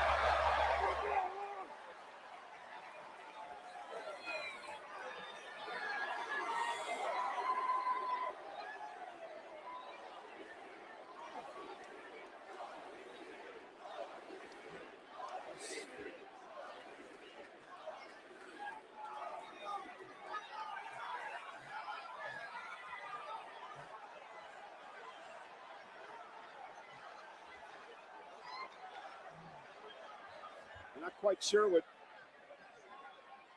Okay. Roman's got the championship. Roman is, but he left it. Here, I don't know what. I don't exactly know what Roman's thinking right now. Exactly what Roman's thinking. Oh, I guess they know what he's thinking. Began. Oh, okay, he's got the chair. Where the Never succession mind. began for Okay, Roman he's trying to Reigns give Seth a 12 little years taste of ago. his own The night medicine. that Seth Rollins used the chair. But Seth knew better. Oh, what a stop. Seth was like looking the opposite way Rollins too long, to Reigns and there's screens on the everywhere. chair. I would hope And once Steph would look again, up this and maybe obsession see by that Roman was Reigns grabbing a cost chair. him tonight and hurt him tonight at the hands of Seth I feel like, Rollins. again, like I said earlier, feel that they used to this week to make Steph look a little stronger because last week he looked a little weak. By the way, we got Uncle Dog here. It says Kairi Sane's bio now lists Barry Bloom as her representative. Join a client list that includes the Bucks, Kenny, Ospreay, and other AEW wrestlers. Well, anybody here who knows about anything knows that Barry Bloom has been in the business for many, many, many years, and that he's had some really top-notch clients throughout the years. And so, yes, her getting Barry Bloom. I mean, he kind of has like so much talent, guys. Like, I don't even know if you guys realize how many talent he actually has. So the fact that, yeah, that she's there, that's really sick. That's really awesome. Thank you, Uncle Donk. We got Rooter Kung here, says, my anaconda don't want none unless there's a blue chew, hun. Code Denise, sing that for Sancho. Also, Denise, who are your early picks for Money in the Bank winners? You know, I actually don't have any yet. I feel like it's too soon to even try and say who I think should win Money in the Bank. I honestly, there's too many names right now, but also at the same time, not anybody that I'm like yearning for. Thank you, Rooter Kung. We got David K. Plan who says, hey, just wondering, are you going to SummerSlam, and in general, are you looking forward to this event? And what match are you most excited about? Test. So I would say that, well, first of all, I am going to SummerSlam, but I'm going to be streaming from my hotel, or rather my Airbnb. That's my hope. I always get excited because it's my job, and I'm going to try to do some interviews. So that for me is very exciting. I hope that SummerSlam looks a little different than WrestleMania did. I'm hoping to God that these matches actually get some time. I'm hoping that there's some creative moments in there. I just don't want it to feel like a flop because, damn, man, the tickets didn't sound good. I'd much rather have people be like, damn, I should have gotten a ticket to SummerSlam, instead of being like, oh, good, I'm glad I didn't get a ticket to SummerSlam. I don't want that to be the conversation, right? It should be, hey, man, damn it, I should have gone to the show. So yeah, that's in general what I'm pretty much looking for. Thank you, David. We got Plus Ultra Agent here who says, I was there live when Seth cashed in on Roman. Hey, we were in the same building. He says, one of the best moments I've ever witnessed in person, well worth the $500 I spent. Back then, like the prices were not that bad. Like they were, you still had to save your money, of course, but like it wasn't as atrocious as it is now to try to go to a WrestleMania. Thank you, Adrian, for the super chat. Alrighty, guys, before we get Sancho in here, because once Sancho is in here, we will go ahead and start the fiesta. But in the meantime, though, we need to give some love to our sponsor. Y'all know what time it is. Y'all know what time it is. Y'all know what time it is. It's time to talk about some Blue Chew, because Blue Chew is a sponsor of this podcast. So make every day your hump day with Blue Chew Gold. Is your girl giving you the look? Well, be ready when she is, when Blue Chew Gold's arousal boosting formula. That's right, I said arousal boosting. That means that Blue Chew Gold gets both heads in the game, if you know what I mean. Measure your days not in minutes or hours, but in boners and rounds with your woman with Blue Chew Gold. Blue Chew Gold is a better sex than a tablet. They combined 4 ingredients into one powerful solution. You'll be her powerful solution. 2 ingredients get you hard physically, and 2 support arousal and desire in the brain. It works fast and lasts. Guys, have a complete experience in the bedroom with Blue Chew Gold. There's a reason why Blue Chew is the #1 brand for better sex. Experience it yourself at BlueChew.com. And of course, for our listeners, we got a very special deal. Right now, when you buy 2 months of Blue Chew Gold, you get the 3rd for free with promo code Denise. That's promo code Denise. You will also receive an additional 10% off, plus free overnight shipping on your first order. Visit BlueChew.com for more details and important safety information. We thank Blue Chew for sponsoring the pod and, of course, the bedroom. Hey, if you're going Monday Night Raw, make sure you do so with Blue Chew. Oh, man. I always have a good time with that. And trust me, you will too. Hey. All right, I'm done. All right, by the way, we got Craig Rodney. Yo, thank you so much for sending in this flower. Very, very nice of you. I appreciate that. We got D. Wallop Poder here, says, I came here for the post show with Sancho. What the hell did I tune into, bro? Oh, Hey, okay. I'm just saying, if you want to be the ruler in bed, then you should get Blue Chew, promo code Denise. You're welcome. You guys can thank me later. Y'all can thank me later. I'll give you my P.O. box for my Christmas cards when you guys can thank me. When you guys get the ultrasound, you can thank me too. All right, now I'm done for reals. Okay, I'm done for reals. Okay, I can keep going forever, by the way. And so will you if you're on Blue Chew, promo code Denise. Okay. I can't stop. Neither will you if you're on Blue Chew, promo code Denise. Okay, seriously. Sancho needs to get the fuck in here right now before I just keep talking myself into a endless It's never gonna stop. Literally, I have to stop talking. we got Sea Blue here says she never done. Brother in the Wind says the ruler. Hey, I'm just saying, the ruler, you want to be over in bed? Stop being a jobber. Come on. I'll take the thank you cards later. All right, let's see what else we got here. Randy O says Monday Night Raw makes it too easy for Denise. Easy as all hell. It is way too easy, man. Like, I literally cannot believe it. But hey, in the meantime, while we wait for Sancho, go ahead and send in your thoughts on Raw. Let's use this time to kill some time and stall. And I want to get some of your guys' opinions. I'll be looking at the comments, seeing how you guys felt about it. So we'll see. Go in there and let me know what you guys think. We got Mike Nato here who says, Sancho, help. Oh, man. Let's see. We got... Okay, we got a couple people saying it was a show, not a bad show, great show, whatever. I don't know if it was like a great show. We got Rob from KW says, why did WWE seem dull compared to AEW? Well, it depends on who you ask, man. Some people watch AEW and they don't like it. Some people watch WWE and they love it. Some people watch WWE and they don't like it. You know, everyone kind of has like a different flavor and taste. I definitely love the wrestling more on AEW. And right now the storyline's kind of hit or miss on both sides, but usually the best matches is what kind of wins me over. Thank you, Rob from KW. All righty, and here we go. We officially got Sancho West. What up, Sancho? Oh, dang. We are vertical and horizontal today? Holy. See that? Dang. Wait, how are you seeing that? I am who I am. Because I put like hidden so that you wouldn't have to see it. Because it kind of is a little bit distracting to see it. I like seeing more of me. Oh my gosh. Sancho's like, I'm so beautiful. I got to look at myself 24/7. Are you those people, Sancho, that when you walk by like a mirror or anything that shows your reflection, you do a little of this and you look at yourself? And then I poot. You poot? Yeah. What is that, like this? No, I poot. Poot? What does that mean? Ask your chat. Poot? Yeah, poot. Okay, what does it mean to poot? Ask chat. Are you sure you're not saying pout? Like pout? Like Nope. No, I know what I'm saying. Okay. A little of this. No, I don't do duck face. I Okay, poot. what? Hey, the duck face is kind of cute. Look. What? I'm just saying, you do a little duck face, bat a little eyelash, and next thing you know, you got a man. Let's go. I can't take you anywhere. What is a poo? I don't know what that means. Google it. I don't know. That's so crazy. Alrighty, everyone. Well, let's go ahead and get right to it, and let's talk about all of everything that went down here on this show. Oh, everyone's saying it means to fart. You fart in the mirror and in your reflection? Are you serious? Why would you do that? Why do you believe me? It's because I have a microphone in front of me. You take everything I say as gospel. Yes, it is gospel. No, it's not. It's far from it. Oh my God. All right, let's do this dang show. Let's get to it. Here we go. In 3, 2, 1.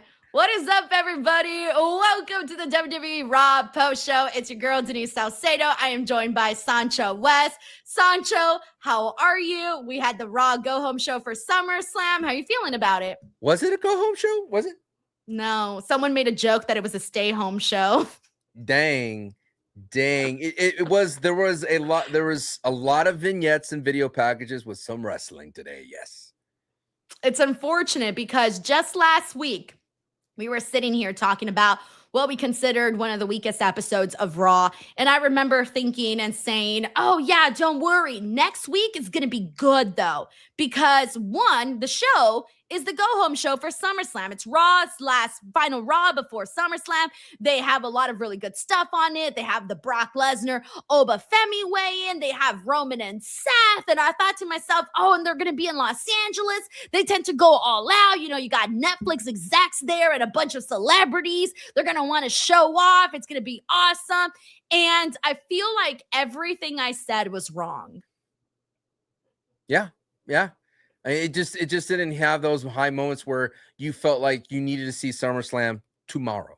And I think that's what was missing. And I feel like, don't get me wrong, video packages, they require a lot of production. They require a lot of time, but they don't require a lot of creativity. And I feel that the ones that were showcased in ring, they did have some creativity, and some did go for the fences, and some landed and some didn't. But that's what you want in your pro wrestling. You want them to take chances, and not everything is going to hit. But I'd rather have them see them fail at something than seeing a video package for an important match at SummerSlam. And I think it's only going to be worse for SmackDown, considering that SmackDown only has 2 hours to showcase the 6 matches that they're going to have to do for their night.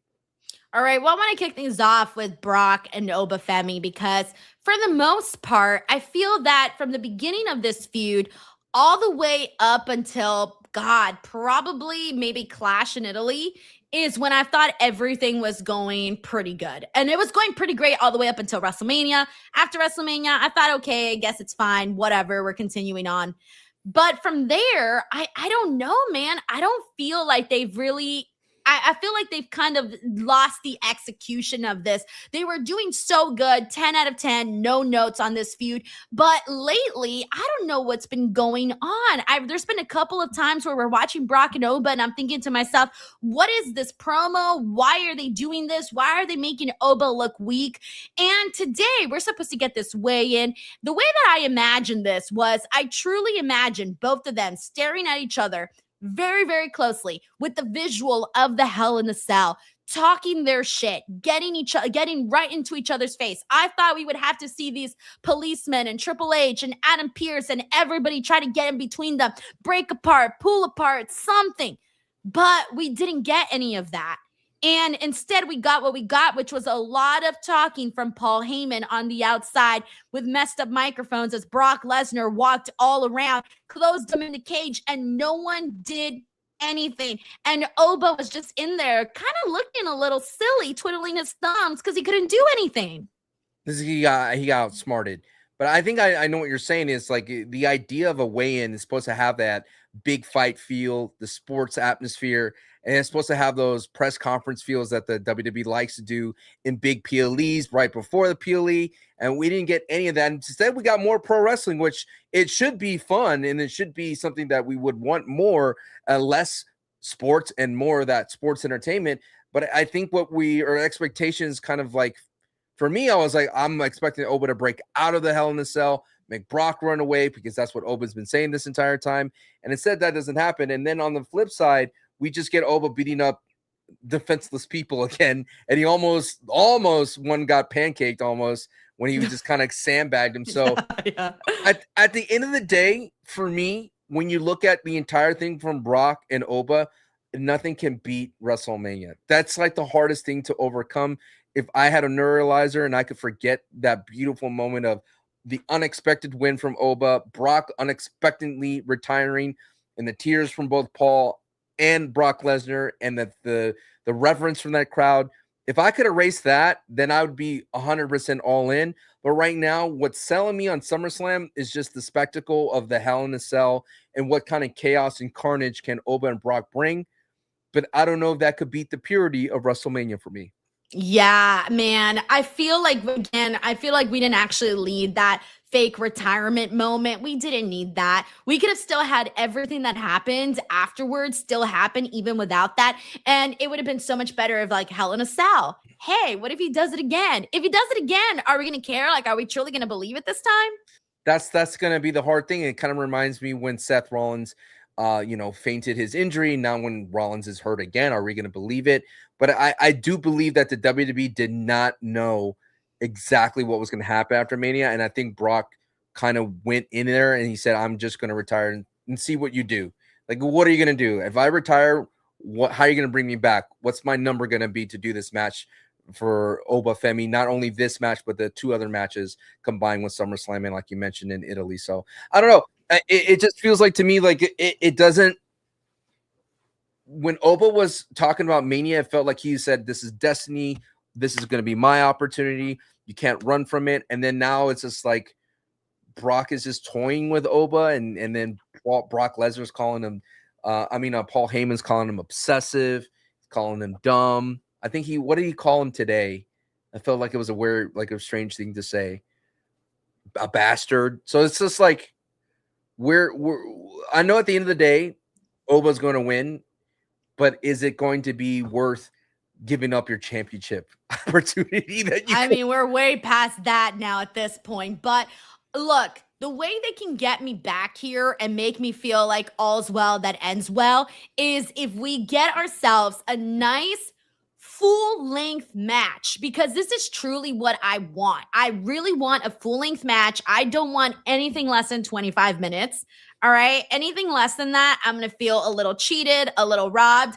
I do want to get the utmost possible violence that we can possibly get, because I kind of like that shit. And especially if you're giving me a Hell in a Cell, that is the teaser that you are sort of promising me that this is what I'm going to get from this match. So that's what I want. I, of course, want Oba to go over. And then, I mean, hey, cherry on top, if Brock does it again and he goes, hey, this time I really am retiring for reals. I mean, that's a bonus, but that's only because I really liked that moment for Oba at WrestleMania, and I would like it if that moment was still real and true.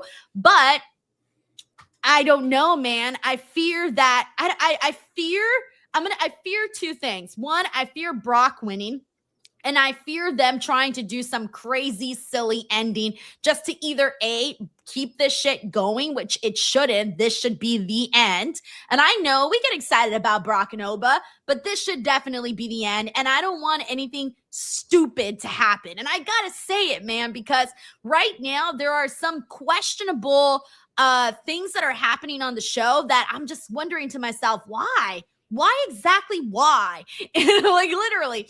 And I don't want that to happen because I know that they can get Brock and Oba, right? I know it because we've seen it. We've seen it. That WrestleMania moment was awesome. I would love to see something like that again. Hard to replicate greatness. Hard to do it.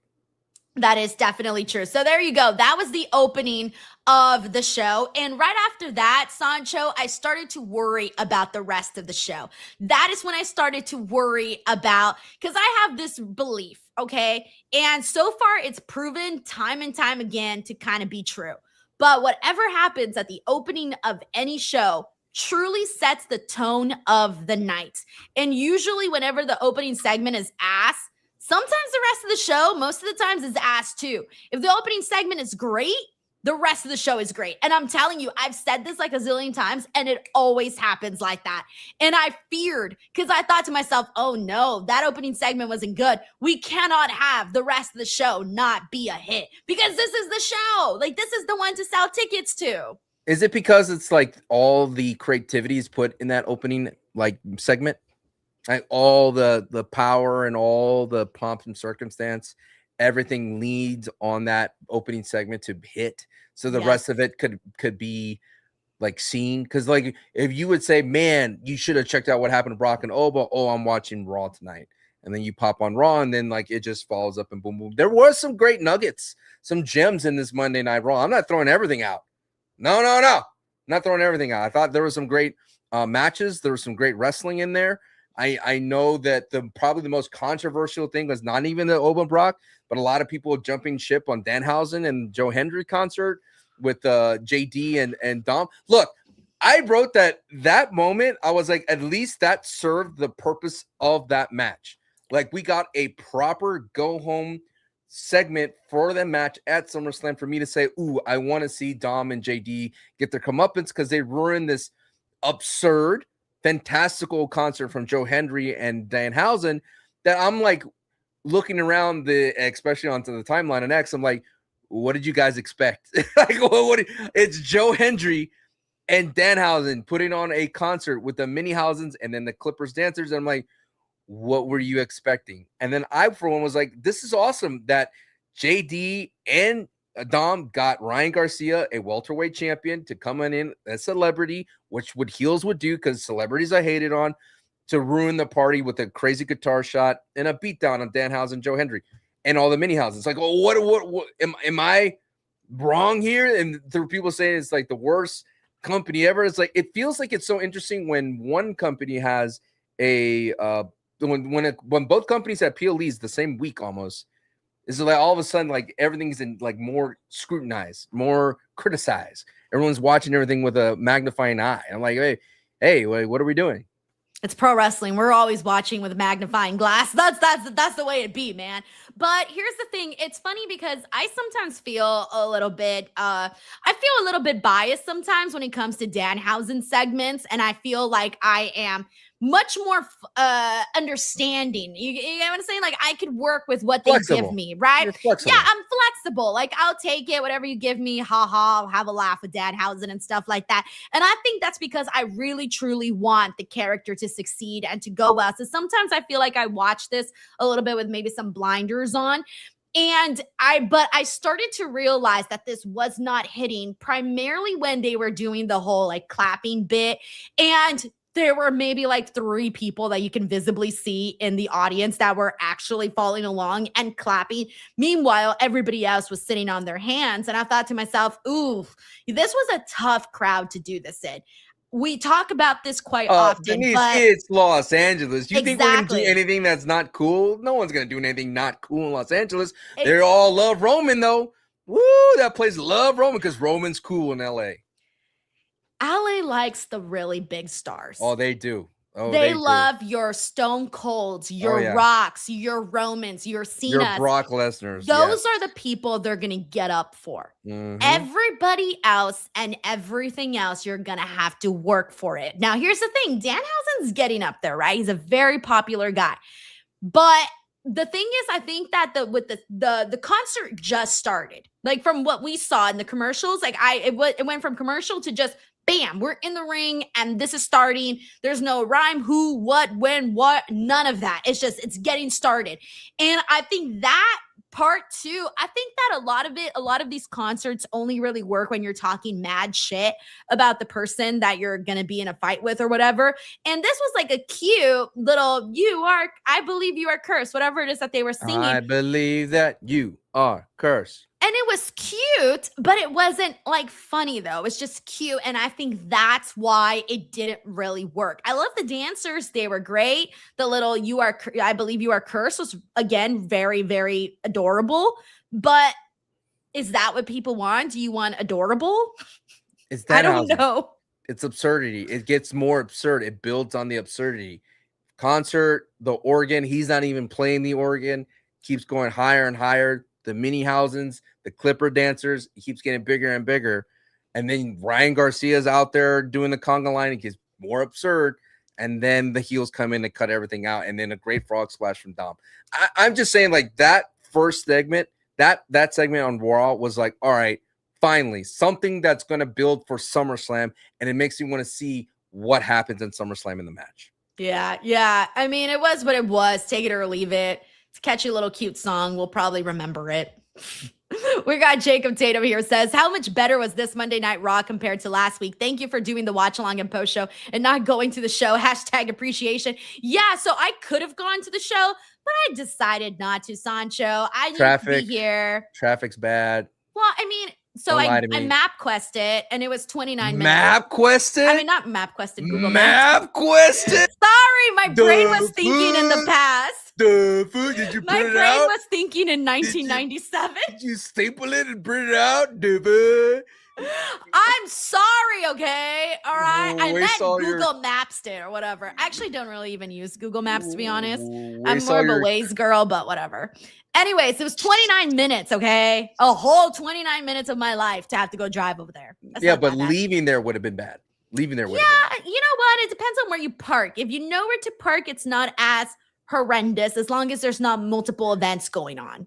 been. What did you go to 39, WrestleMania 39? Of course you did, right? Yes, I did. That was bad. Not for That- me because I knew where to park. Where'd you park? I parked in one of the buildings that was kind of a little bit closer to the freeway. So I was pretty much out as soon as I was Yeah, out. but that was a long walk. Not really. I just crossed the parking lot. It's a long walk. What? You gotta walk a lot. I had to walk a mile. The first night I walked a mile out Yeah, to take you an gotta- Uber. Because the Uber rates were insane at SoFi Stadium. So I walked a mile away and it went down by like 50%. And then the second night I just parked my car and that wasn't that bad. The second Yeah, night was no. Well, for me, it's different because I always try to find like the cheapest parking possible, and those are usually a little ways away. But now I know my key spots of where to park that are not too expensive and not too far and easy to get out, because the trick is where you park on which side of the street you park on, because they block it. So what they do is they usually make you go in one direction and they send everybody in that one direction. However, if you know where to park and you go the opposite direction, it's a lot clearer. I parked at a house.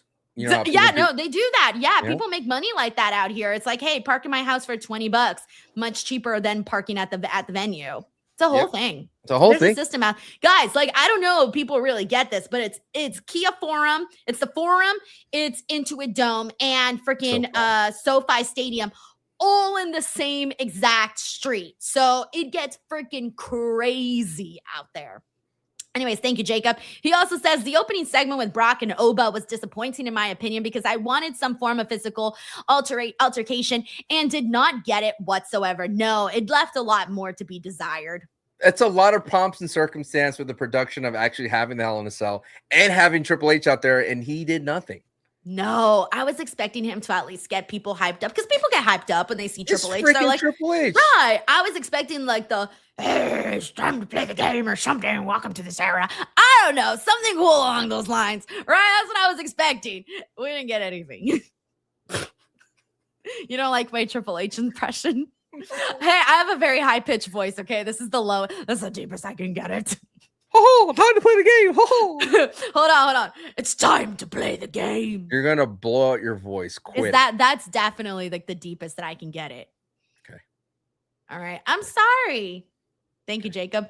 We got Dave Cost here who says, thrilled for Raquel. Have been praising her the last calendar year and hated when they cooled her down. One of those really deserve this opportunity. All right, well, let's talk about that, because this was a pretty massive moment on the show. Raquel defeated Soruka for the Intercontinental Championship, and she did so after she kind of looked sick and really cool, because, well, and it's not really cool that she got hurt and her nose was completely busted open and bleeding, but the visual of it was pretty sick. Like, she put her blood, sweat, and tears for this, and she got it. Sancho, you have been saying for the longest time that you've wanted something more for Raquel. Huzzah, it finally happened. How do you feel? Well deserved. I know it wasn't a clean victory, but she looked great. She looked strong. She looked like she out there was an edge. The broken nose does add to it. Hopefully, I mean, she's going to probably wrestle in a mask for a while, because I would love to see her as working champion. She deserves it, but I'm hoping that they don't take the title off of her because of her broken nose, because what a poor luck for her to finally win and then the broken nose happened. But I have to say, like, the only kind of lack of a better term of the black eye in this entire thing is that it still comes off the cost of Liv Morgan and Io Sky kind of being built around interferences. They interfered in Danhausen and Dom match. Now we have this, or the JD match, and now we have this happening again. So it kind of feels weird that it's Io and Liv Morgan for the women's title, and yet they don't get their dedicated in-ring time because it only happens as outside characters in other go-homes, which is kind of weird. But at the end of the day, this was a SummerSlam quality match, I thought. Sol Ruka and Raquel do have that nice chemistry where Raquel could just beat her down and Sol Ruka could just keep firing back with all her high flying. And that the Hana Bomb was just so nice. Raquel was well-deserved. I wish it was against Liv Morgan, where she got her first singles title, because there was a little bit more drama behind it, more story. But for her to get it in a very, I would say, a strong division when it comes to the mid card for the women on Raw, much better than SmackDown. Thumbs up, because I love Raquel. Raquel's awesome. She's representing the RGV. One of the things that I felt was I was happy for Raquel, but part of me was also thinking, oh my gosh, I'm also a big fan of Soruka. So I was kind of a little sad that I kind of felt like I didn't get to see that much of her as Intercontinental Champion. And now that I'm looking at this, I'm trying to see, she defended the title she defended it one time here. I'm trying to count how many she actually defeated. She only had a handful of defenses here. I think only like one, and then afterwards the title change. So do you feel like, considering that Soruka is a new face on this roster, when you have a new face on the roster, you really want to go all go all out to really make them look good. Do you think that they did that for Sol Ruca, or do you think it was kind of so-so her reign? I feel like with Sol Ruca, her excellence is her in-ring ability compared to her on the mic and her storytelling outside of the ring. So I thought they would lean more into that and showcase Sol Ruca and help her get more over with her in-ring ability. But I do feel that this is going to could go back and forth for a bit. I mean, why not have a trilogy between Raquel and Sol Ruca? I'm not expecting a long hold here from Raquel. I just wanted to see her get her due and get her first title as a main roster competitor. And I'm hoping that Raquel and Sol Ruca could get another run at it again. I mean, they have something there. Obviously, I would love Raquel to be more in the main event, but you got to start somewhere with Raquel. Thank you, Dave. We got Andrew Brown here. It says Ryan Garcia is a Class A bigot. I don't know about Ryan Garcia, so I don't know about that. Thank you, Andrew. We got Envy the Engineer who says AW TV pay-per-view right now feels like watching a Christopher Nolan film, and WWE TV pay-per-view feels like watching a backyard film shot on the first ever iPhone. Oh my God, that is not good, right?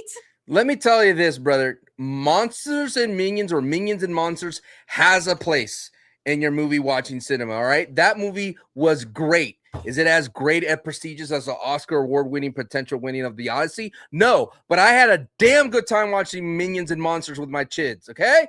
Do you understand? Thank you, Envy the Engineer. All right, I want to go ahead and get to the top of a little bit of the show. We also had Austin Theory and Braun Breaker versus Alpha Academy. Now, this is kind of where I start. I knew right off the bat when I saw this match that I wasn't going to be locked in. I knew I didn't care. I officially know that I'm out on this storyline, Sancho. Wow. I know that I'm out on this one.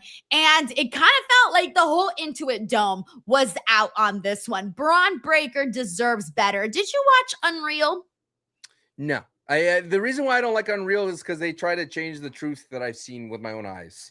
Okay, well, one of the things that was the big talking point, at least for me, was, hey, getting to see what went down with poor Braun Breaker, where he was supposed to be, all of the big moments and things that were supposed to happen for him that didn't end up happening. And I'm just thinking to myself in hindsight, watching that, knowing where we're at right now, what feud he's stuck in. He doesn't have a match at SummerSlam. I mean, what the hell, man? This kind of feels like just not too long ago, this man was having an awesome match with an awesome feud with Seth Rollins. Where did it all go? It just disappeared. You're getting deceived, because what's interesting is, yes, Triple H said in that I did see that wind where he's like, oh, we don't want to shove Braun Breaker, everyone's down throats. He doesn't want to do that. And I'm like, well, you're not really anymore. You're not even giving us anything with this guy. You need to feed your dog. He's hungry. And so it's funny because every time I'm seeing, like, what's the word I'm looking for? Promos, backstage segments, him walking out, he just has this bored, disgusted face. And I'm telling people, like, well, he's doing that on purpose. You wouldn't have someone out there not wanting or enjoying their time on TV and the WWE going like, oh, what do we do? They would stop putting him on TV if he had that sour face. Maybe that's just his face, Sancho. No. If you look at his face, the man is pissed and upset. But I remember how they booked Braun Breaker when he first appeared on the main roster, when he was getting upset and pissed off at the squash matches, and eventually led to him bigger and better things. I'm thinking he's eventually going to get upset and not be with Austin and Logan. But the problem is he can't get physical with Logan until he's healed. So we're just in a holding pattern for Braun Breaker. But I think what is shocking is that you mentioned it before, and I've said it before. It's not about where Braun Breaker is. It's about where he was. And where he was so much better. And where he is, it's so much worse. But I do think that eventually he's going to come out better. I still like Braun Breaker as a character more than a lot of the newer prospects out there, because Braun Breaker just has that little bit of legacy in him that could go a long way. I just want them to dip more into that. I keep saying that until I'm blue in the face, but dip more into his legacy. And I almost fear that they're not, because it was said on there that they don't want him to be a Steiner. And that was pretty heartbreaking. And yeah, that was one of the big things that I was thinking about too, was how we're deciding which wrestlers get to actually continue their family name and which ones don't. And I think at the end of the day, it all boils down to who has a good relationship with WWE and who doesn't. I don't know. That's just my assumption. I don't really know for sure, but I don't know what else to say as a reason to be like, oh, well, you can't continue this name because, well, they were like, you can forge your own path. But I'm like, there are people with plenty, like Charlotte Flair was the first person I thought of. She's, of course, a Flair. We all know that. And she's made her own path, her own legacy. You can do it while still also sharing the same family name. In fact, it hits harder. It means more. Exactly. It weighs more. And I think Braun Breaker is too cartoony to lean into. Yeah, Braun Breaker. Yeah, it's like it sounds like a American Gladiator's name or something. Like you can't look at yourself in the mirror and just know that you could have been Braun Steiner. Yeah, for sure. So I don't know if they're ever going to actually switch it up. In fact, I'm losing faith that they ever will. Do you feel like wrestling names are important? Because I understand the latest names of Royce Keys and then Cruz Montana. Like I understand that those are the names that they picked themselves. And that they pick the names based on their family ties, the family history that they want to have, legacies for and give like that remembrance to them and all that. But Cruz Montana versus Mike Santana, who's already made a name for himself, a totally different ball game. It's like starting over for Cruz Santana. Yeah. It's one of those things where, it's almost like a good thing and a bad thing. One, it's like, it sucks because that person already built this whole legacy with that name. And I think it's hard to switch up like that. But at the same time, I started to think to myself, I feel like Mike Santana, sometimes you need something new to make you feel just different, right? Like a different type of persona. And I feel like even though Mike Santana got to where he was at by being Mike Santana, there were little things that I've noticed that it didn't really draw too much attention. So that's why I feel like maybe that's why they felt, okay, maybe we should switch up his name, do something different and go from there. And obviously he mentioned it has connections to his father, so his late father. And it's going to take a while to get used to. I think that's the thing with any new name. If we change our names, man, if suddenly you're Sancho North, I mean, it's going to be weird. We're used to what we know and we're used to what we hear, and it takes a long time to adjust. Like there was a couple of people that, Royce Keys, I'm sorry, but to me, he is still Powerhouse Hobbs. Like I have not. It's a great name. Yeah, I just haven't gotten used to the new name. I haven't, and it's going to take a while. There are some people that I thought I'd never get used to their new name, and now that's all I know them as. It happens that way. I think they wanted the name Cruz because you could do that Cruz. You know what I mean? Maybe. Cruz. Cruz. Yeah. Like where the crowd could do it. You know what I mean? Yeah. Well, let's see how that ends up working out. Fingers crossed that it works out because he's very talented. We got David Cost here says, just got done with your Unreal review and it pained me to watch you hope for Breaker to have a good spot at SummerSlam and he's not even on the show. Sigh. Exactly. It's done and over with. So I shot that review this Monday morning and I was talking about how like as of right now doesn't even have a match. But this was his SummerSlam match. Oh my gosh, that cannot count. If it SummerSlam had 8 matches, this would be on the card.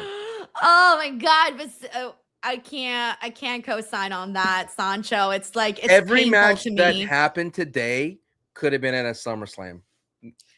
I wish Raquel won her title at SummerSlam. Yeah, that one.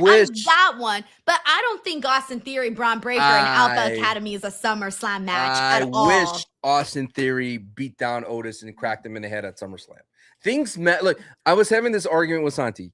I said the reason why it sucks that we have limited PLE matches because when you go back to watch old matches, they're not going to be there. You're not going to go back to watch a Monday Night Raw. You're not going to go back to watch a SmackDown. You will go back to watch SummerSlam. So if you're not on SummerSlam, you're going to be forgotten years, 5, 10, 15 years from now. But that's the thing, though. Like, I like it. For example, for me, I know that this is a 2-night show. So that's why we got the 2 cards and there you can fit so much more in there.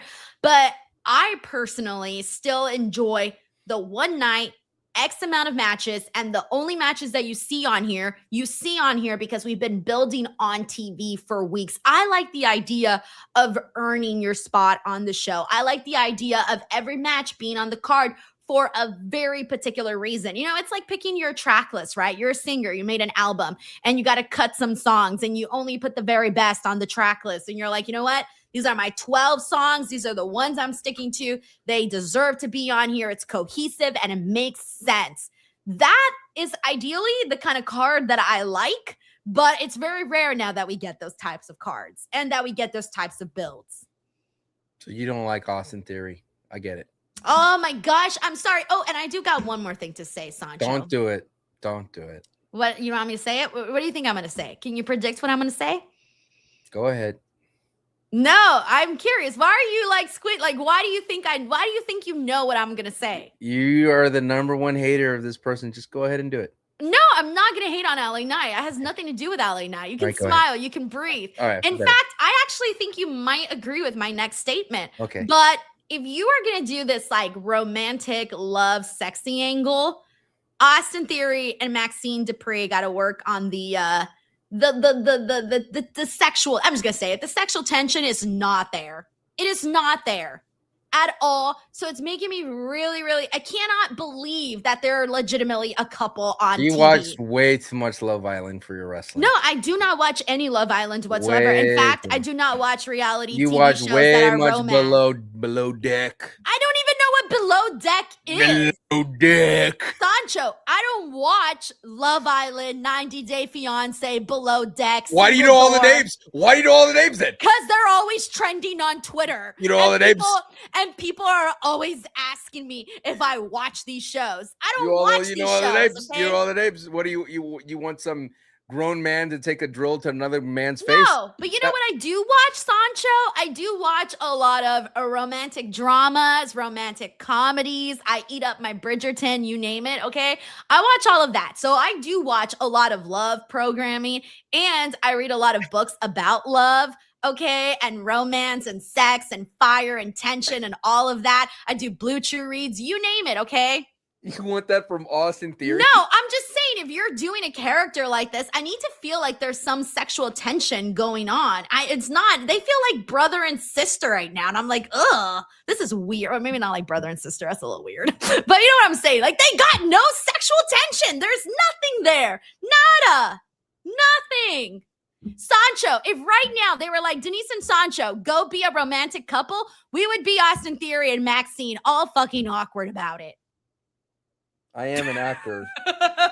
you doubt my acting skill. I'm just saying they gotta work on it. Damn. Work on it. That's all I gotta say. I mean, like, look at Liv Morgan and Dominic. People were starting to believe that they were having a legitimate relationship outside of WWE because of how good their on-screen chemistry, sexual tension was there. Okay, rank them. Was Mandy Rose and Otis better? No, but that one was a little different. Oh, but Mandy and Otis, yes, better than freaking Maxine and Theory. Yes. I'm just sorry. Sell it to me. We're in the business of selling. Sell it to me. You're not buying it. That's what. No, I'm not buying it. That's what I'm saying. Fair enough. Okay. Do you agree with me? Are you buying it? Hey, I'm just thinking a lot of people are just beating down Austin Theory. Give him a chance. I feel like you're making me sound like I'm crazy. Like I'm imagining things. Tell that to Austin Theory. He's a nice young man. I'm an Austin Theory fan. In fact, I was one of the few Austin Theory fans out there that were left. But we gotta work on the love. Gotta feel the love, you know? Can you feel? No, I can't feel the love right now. Tonight. There's no love, there's no nothing. All right. The Juan G show here says Blake Monroe completely cooled down Mariah May. Unfortunate. Let's hope that doesn't. I still have hope. Okay. I still have hope because she's so talented. We got Dave Cost here who says, who wins? Liv, Io. We saw Io beat Liv, and it's hard to believe Liv won't even have one defense, but maybe they just bail since her reign has been so bad. She officially hit 100 days as champion without having had a title defense. Again, this is not Liv Morgan's fault, guys. This is what has been booked for her. Agreed. There's nothing here that's Liv's fault or Io's fault. It's just been a bad booking from the WWE. And I think I don't think you could continue. I think if Io was champion, it'd just be worse for Io. Yeah, I don't think that they would. Here's the thing: they're big fans of Liv. We know this. They support Liv. The They machines recognize her as a behind Liv, star. yes. Exactly. And with all of that, she's still not getting defenses. What makes you think it's going to be better for Io? It doesn't. Io's an extraordinary wrestler. We know that. She's a great character. We know that. But are they going to actually book her to have defenses? Or is the same thing going to happen to her that happened to Jade, that happened to pretty much, I feel like, the last recent champions? Even Soruka, who just lost her title today. Is Raquel even going to have title defenses? I don't know right now. Because right now, they're not really having the women defend their titles. I mean, I'm hopeful. And I know we'll get our predictions for SummerSlam. But I'm hopeful that Naomi returns and get some new life to this women's division. I think there's a lot to do with injuries for their big names. The big names are injured or out. But I think it is kind of weird that they have no plans. And I just don't see them having plans for Io. It's not like Io deserves said plans. Io deserves the moon. But does the WWE have the ability to be creative with Io Sky? No. I think you said it in the best way I could ever think of. If they can't get it done with Liv, then they can't get it done with Io. Thank you, Dave. We got JJ Castillo here who says, how do you both feel about SummerSlam this weekend? The card is stacked, but I worry they will shorten some of it to make the main event longer. I worry they're going to shorten it for commercials. That's what I'm worried about. Because if they can just go out there and give these matches a good amount of time and make it feel like exciting and creative, that's enough. I don't think we're really asking for too much. At this point, I'm just asking for anything. Majority of their matches are built up pretty nicely. So long as they just give them, like you said, those time, I think that'd be great. Because I'm looking at the card, I'm like, both cards are pretty balanced in my opinion. I don't think you would feel cheated if you didn't go one or the other. You're going to get a pretty solid match out of the 6 that you're going to tend to. But I have that same fear that we get Ad Mania 2.0 because SummerSlam didn't sell out as much as people expected, and it's 2 nights. And I don't know. I do feel like it's going to be 2 hours and a half for both nights. It feels like it's going to be that short. Oh, God, I hope not. I hope you're wrong on that, man. We need a little bit more. We got Rob. Yeah, you're used to those AEW 6-7 hours? Nah. I'm used to sitting here for. I can sit here for hours. We're gonna be out of there close to 3, dog. We're out. Thank you, JJ. We got Rob from KW who says it's not awkward if you're adopted. Hilarious. Thank you, Rob. We got Mictaro here who says, watch your D's nuts joke with Mark Henry was so fucking funny and you won the internet of the day. I practiced on you, Sancho, and then afterwards I went to Mark and did it on him. I'm going to try on Santi because I'm pretty sure he hasn't seen it. So I'm going to try on Santi the next time I see him. Santi doesn't consume anything beyond right. People want to put him as the poster boy for the IWC wrestling content creator. The dude clocks in, clocks out, and that's it.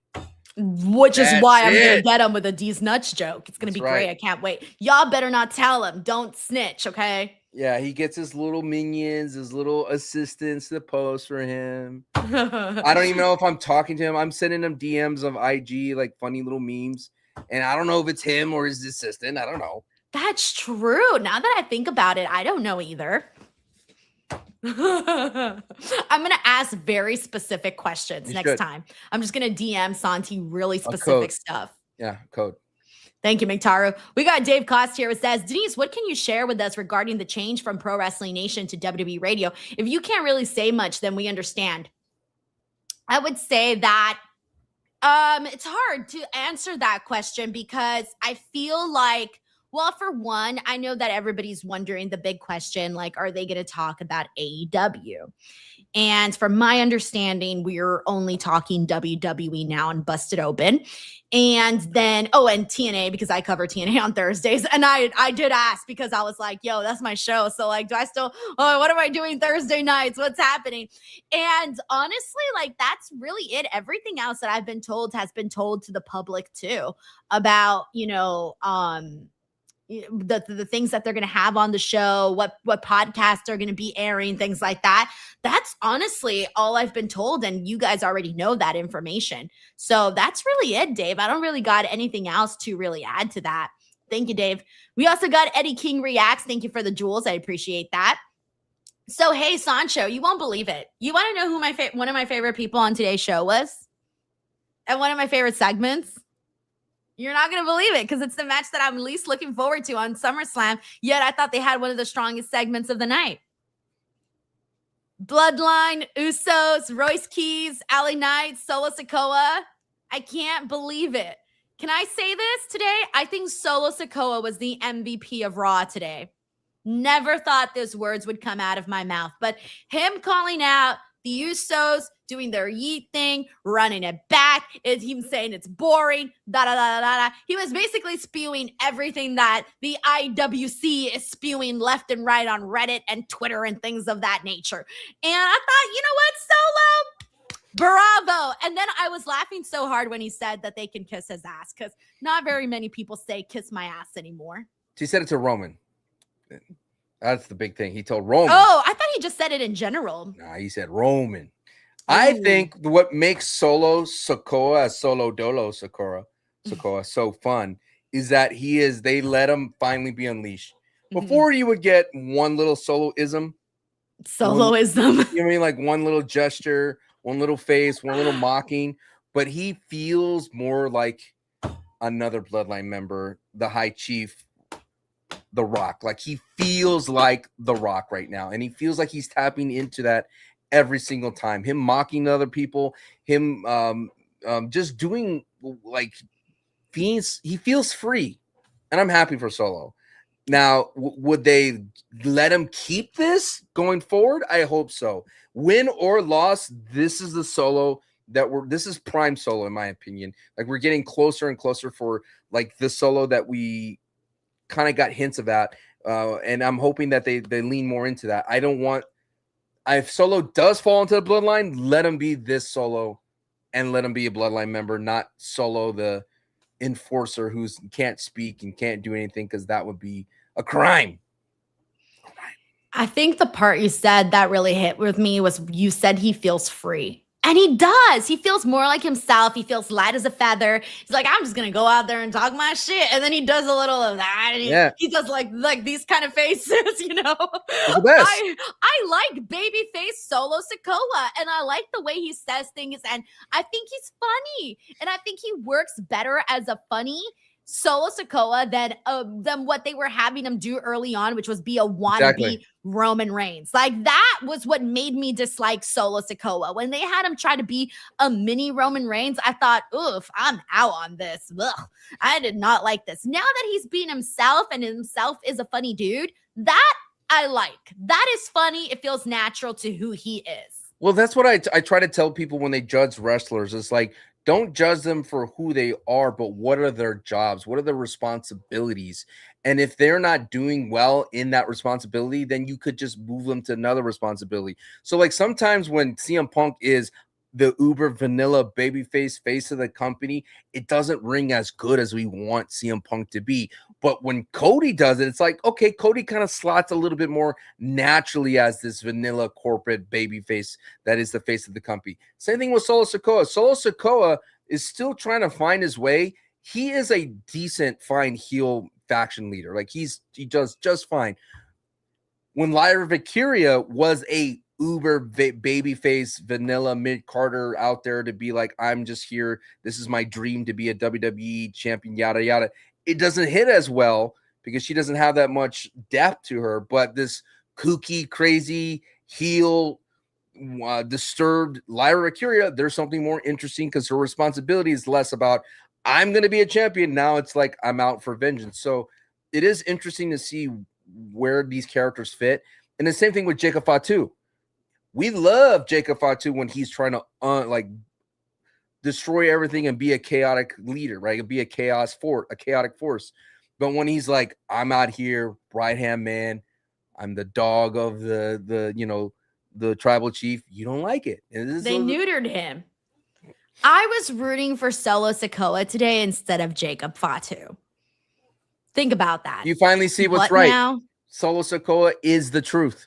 Well, I was a Jacob Fatu fan. I still am. I just don't like what they've been doing with his character as of late. I'm not a fan of that. Is it because it's bottled cap by They Roman Reigns? neutered him, Sancho. They neutered him. It's because they can't go into SummerSlam with a Jacob Fatu being the tribal chief. That's just too chaotic for them. It's too unpredictable. You know what was funny? And we can't have unpredictable on this show. What's interesting is because you know how people talk about AEW and WWE. I do feel WWE is more by the numbers. They feel like they make the most accurate call when it should not be. It should be more based on feeling than numbers. Like, why is Danhausen with Joe Hendry? Oh, Danhausen moves merch. He moves numbers. We need to give him a big segment. This is more for Danhausen than less about Joe Hendry. And so when all that happens and everything, you're like, that's sure it's Danhausen, but that doesn't really feel like a Danhausen segment. Does that make sense? Yeah, I think I get what you're saying. Yeah. All right, we got one more big topic to get into, and that is, of course, Roman Reigns and Seth Rollins with their face-to-face. And what they kind of did this week was, because, coming off of last week, I felt like Roman Reigns was the one who completely slaughtered Seth Rollins on the mic, right? I even thought, I feel a little bad for Seth Rollins last week. This week, they had Seth Rollins get his slick back because he was the one that was basically talking mad shit to Roman, basically saying like, oh, I live rent free in your head and you're going to be my bitch. And I pissed off your whole family when I cashed in. That was the best part, by the way, because that is true. Yes, made them cry, etc. Right? I remember that night. It was drama when that report came out and everything that went down. So I like that they brought up, because that's real life situation stuff. Okay, cool. Before Roman Reigns could even say anything, he was too pissed. So they started fighting, and I thought, all right, great. Today made Seth look better. He looked less like a wimp than he did last week. So good. I like it. It wasn't anything too explosive, but it did the job just fine. Where I can't, this is still probably the strongest booked feud that we got going right now heading into SummerSlam. Do you feel that the WWE has gotten in a weird type of repetitive routine yes. with having the best part of a feud be at the beginning? Like that first promo between Roman and so a viewer in my watch party brought it up, and I was like, yeah, that kind of makes sense, because CM Punk Roman beginning was fire, amazing, and then it just petered out. You're old. Yeah, and then it petered out. And then you had Roman and Seth on fire, with Roman saying that, what happens if you win at SummerSlam? Are you going to get hurt? Oh, you can't beat me if you have without a Money in the Bank. You need that. Like, all that felt strong. And then this one it goes back into one of them has to stand tall at the end.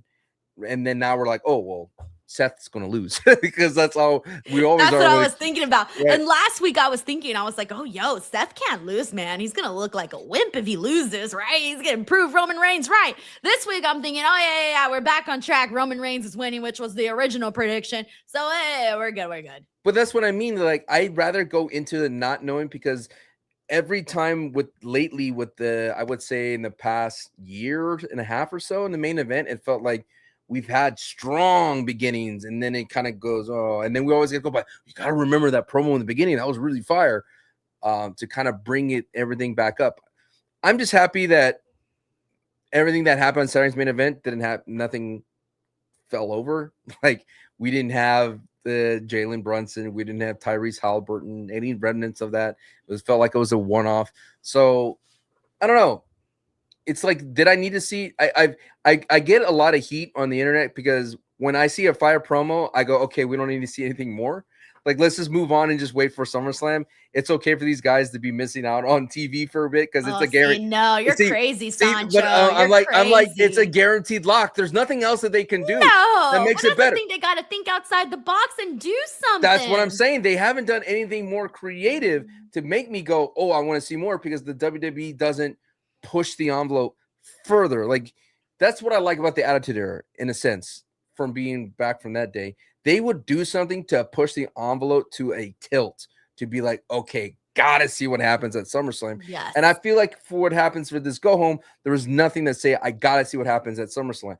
For example, Oba should tear out of the cage. Oh, can Oba even be contained by the Hell in a Cell? I don't know. This fight could go anywhere. We don't get that at all. It's Oba beating up cops, right? Yeah. Same thing with Dominic Mysterio, and I would say Dominic Mysterio and Danhausen kind of felt very Attitude Era-esque by having all these zany things, and it keeps up in the stakes. And then the beatdown happens, and that went down. But when you look at across the board, you're looking at the other matches like Io and Stephanie and Liv Morgan.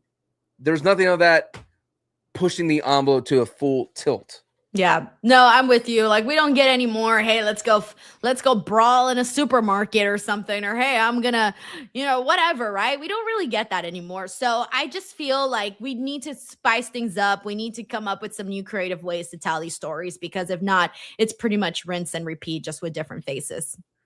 That's a good point, because you could even say Cody and CM Punk could have the same segment as we just saw, and we will see what they do on Friday.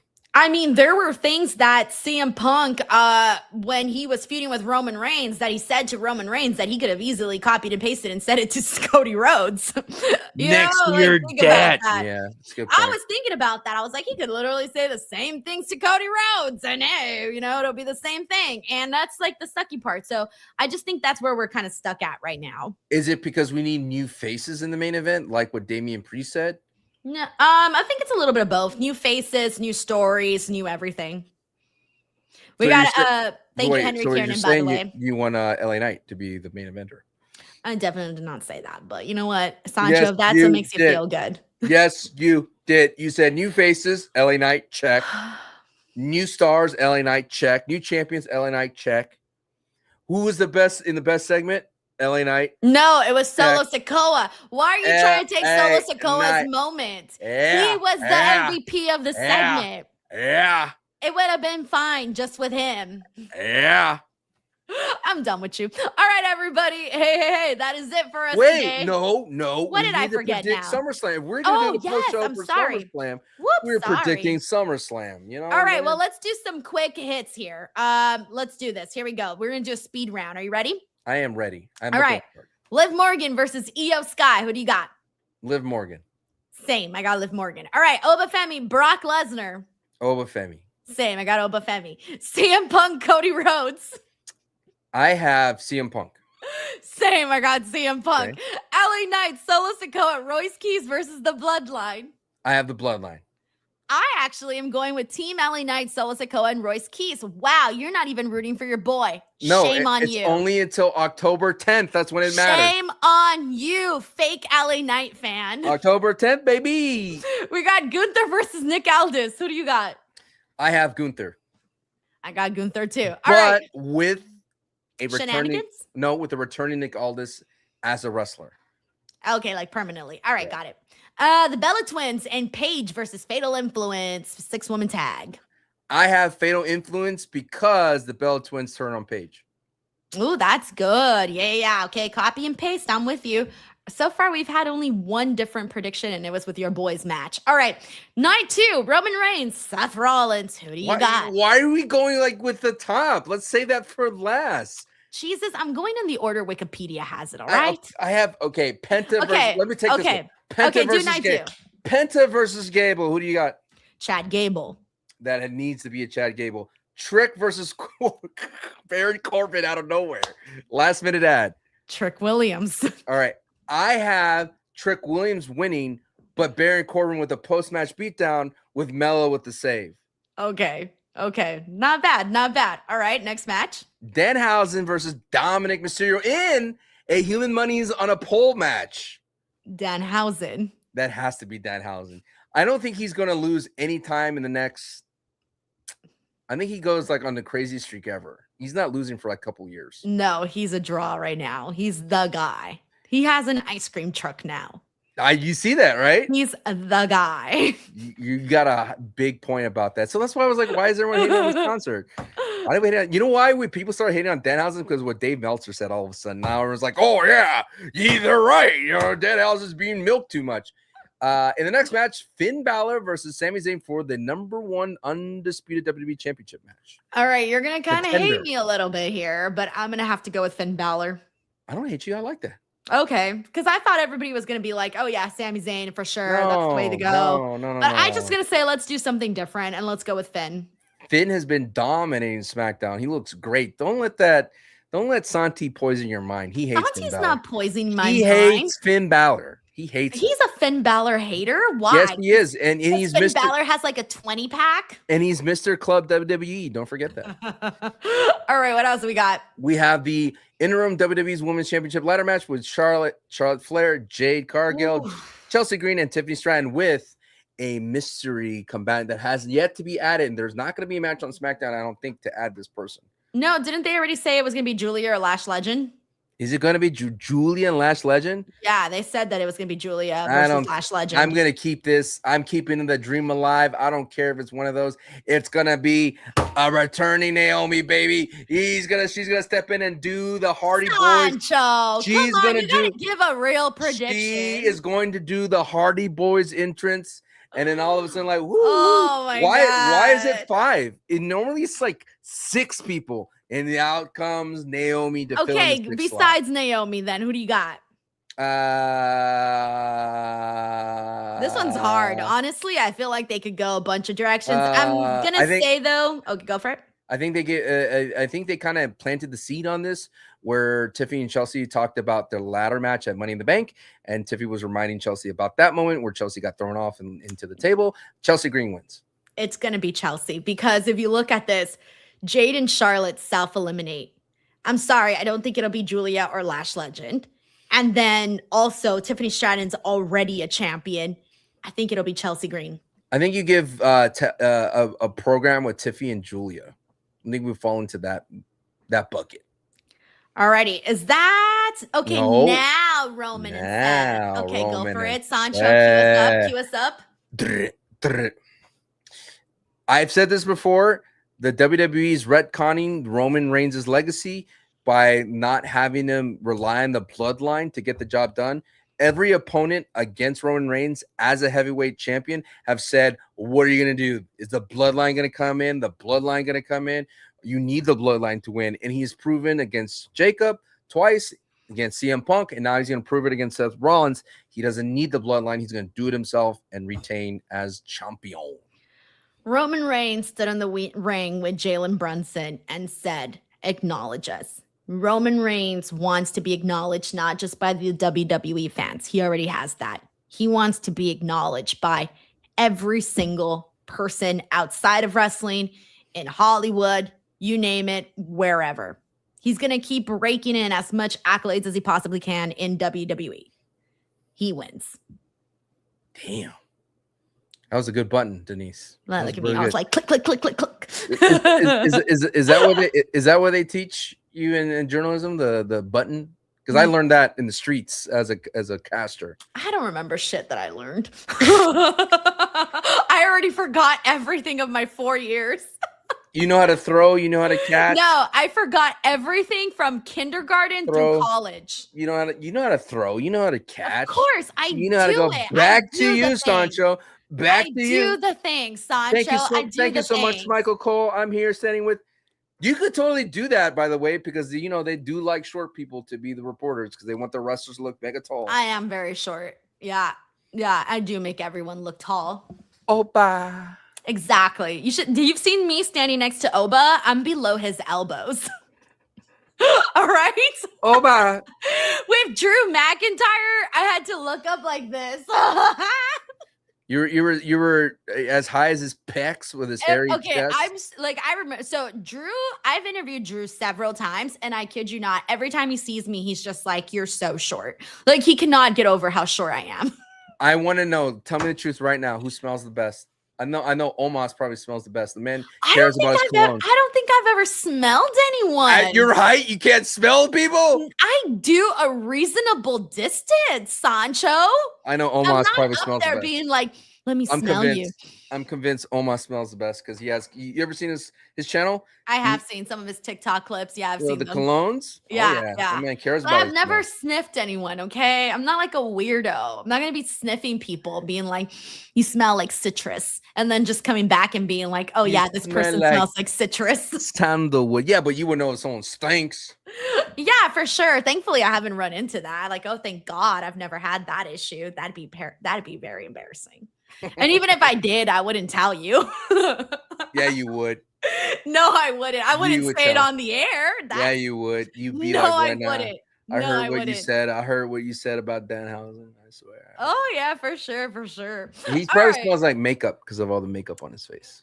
I have no idea what Danhausen smells like. I bet you Nothing? he smells like popcorn. Popcorn? Yeah. No, if anybody smells like popcorn, it's probably than you did because they always had the popcorn buckets. They smell like pancakes. And they had the popcorn too. No, they smell like syrup and All right, pancake syrup and popcorn. Prediction: when does the New Day come out? It should Fuck, be I it. don't know. All in? There it is.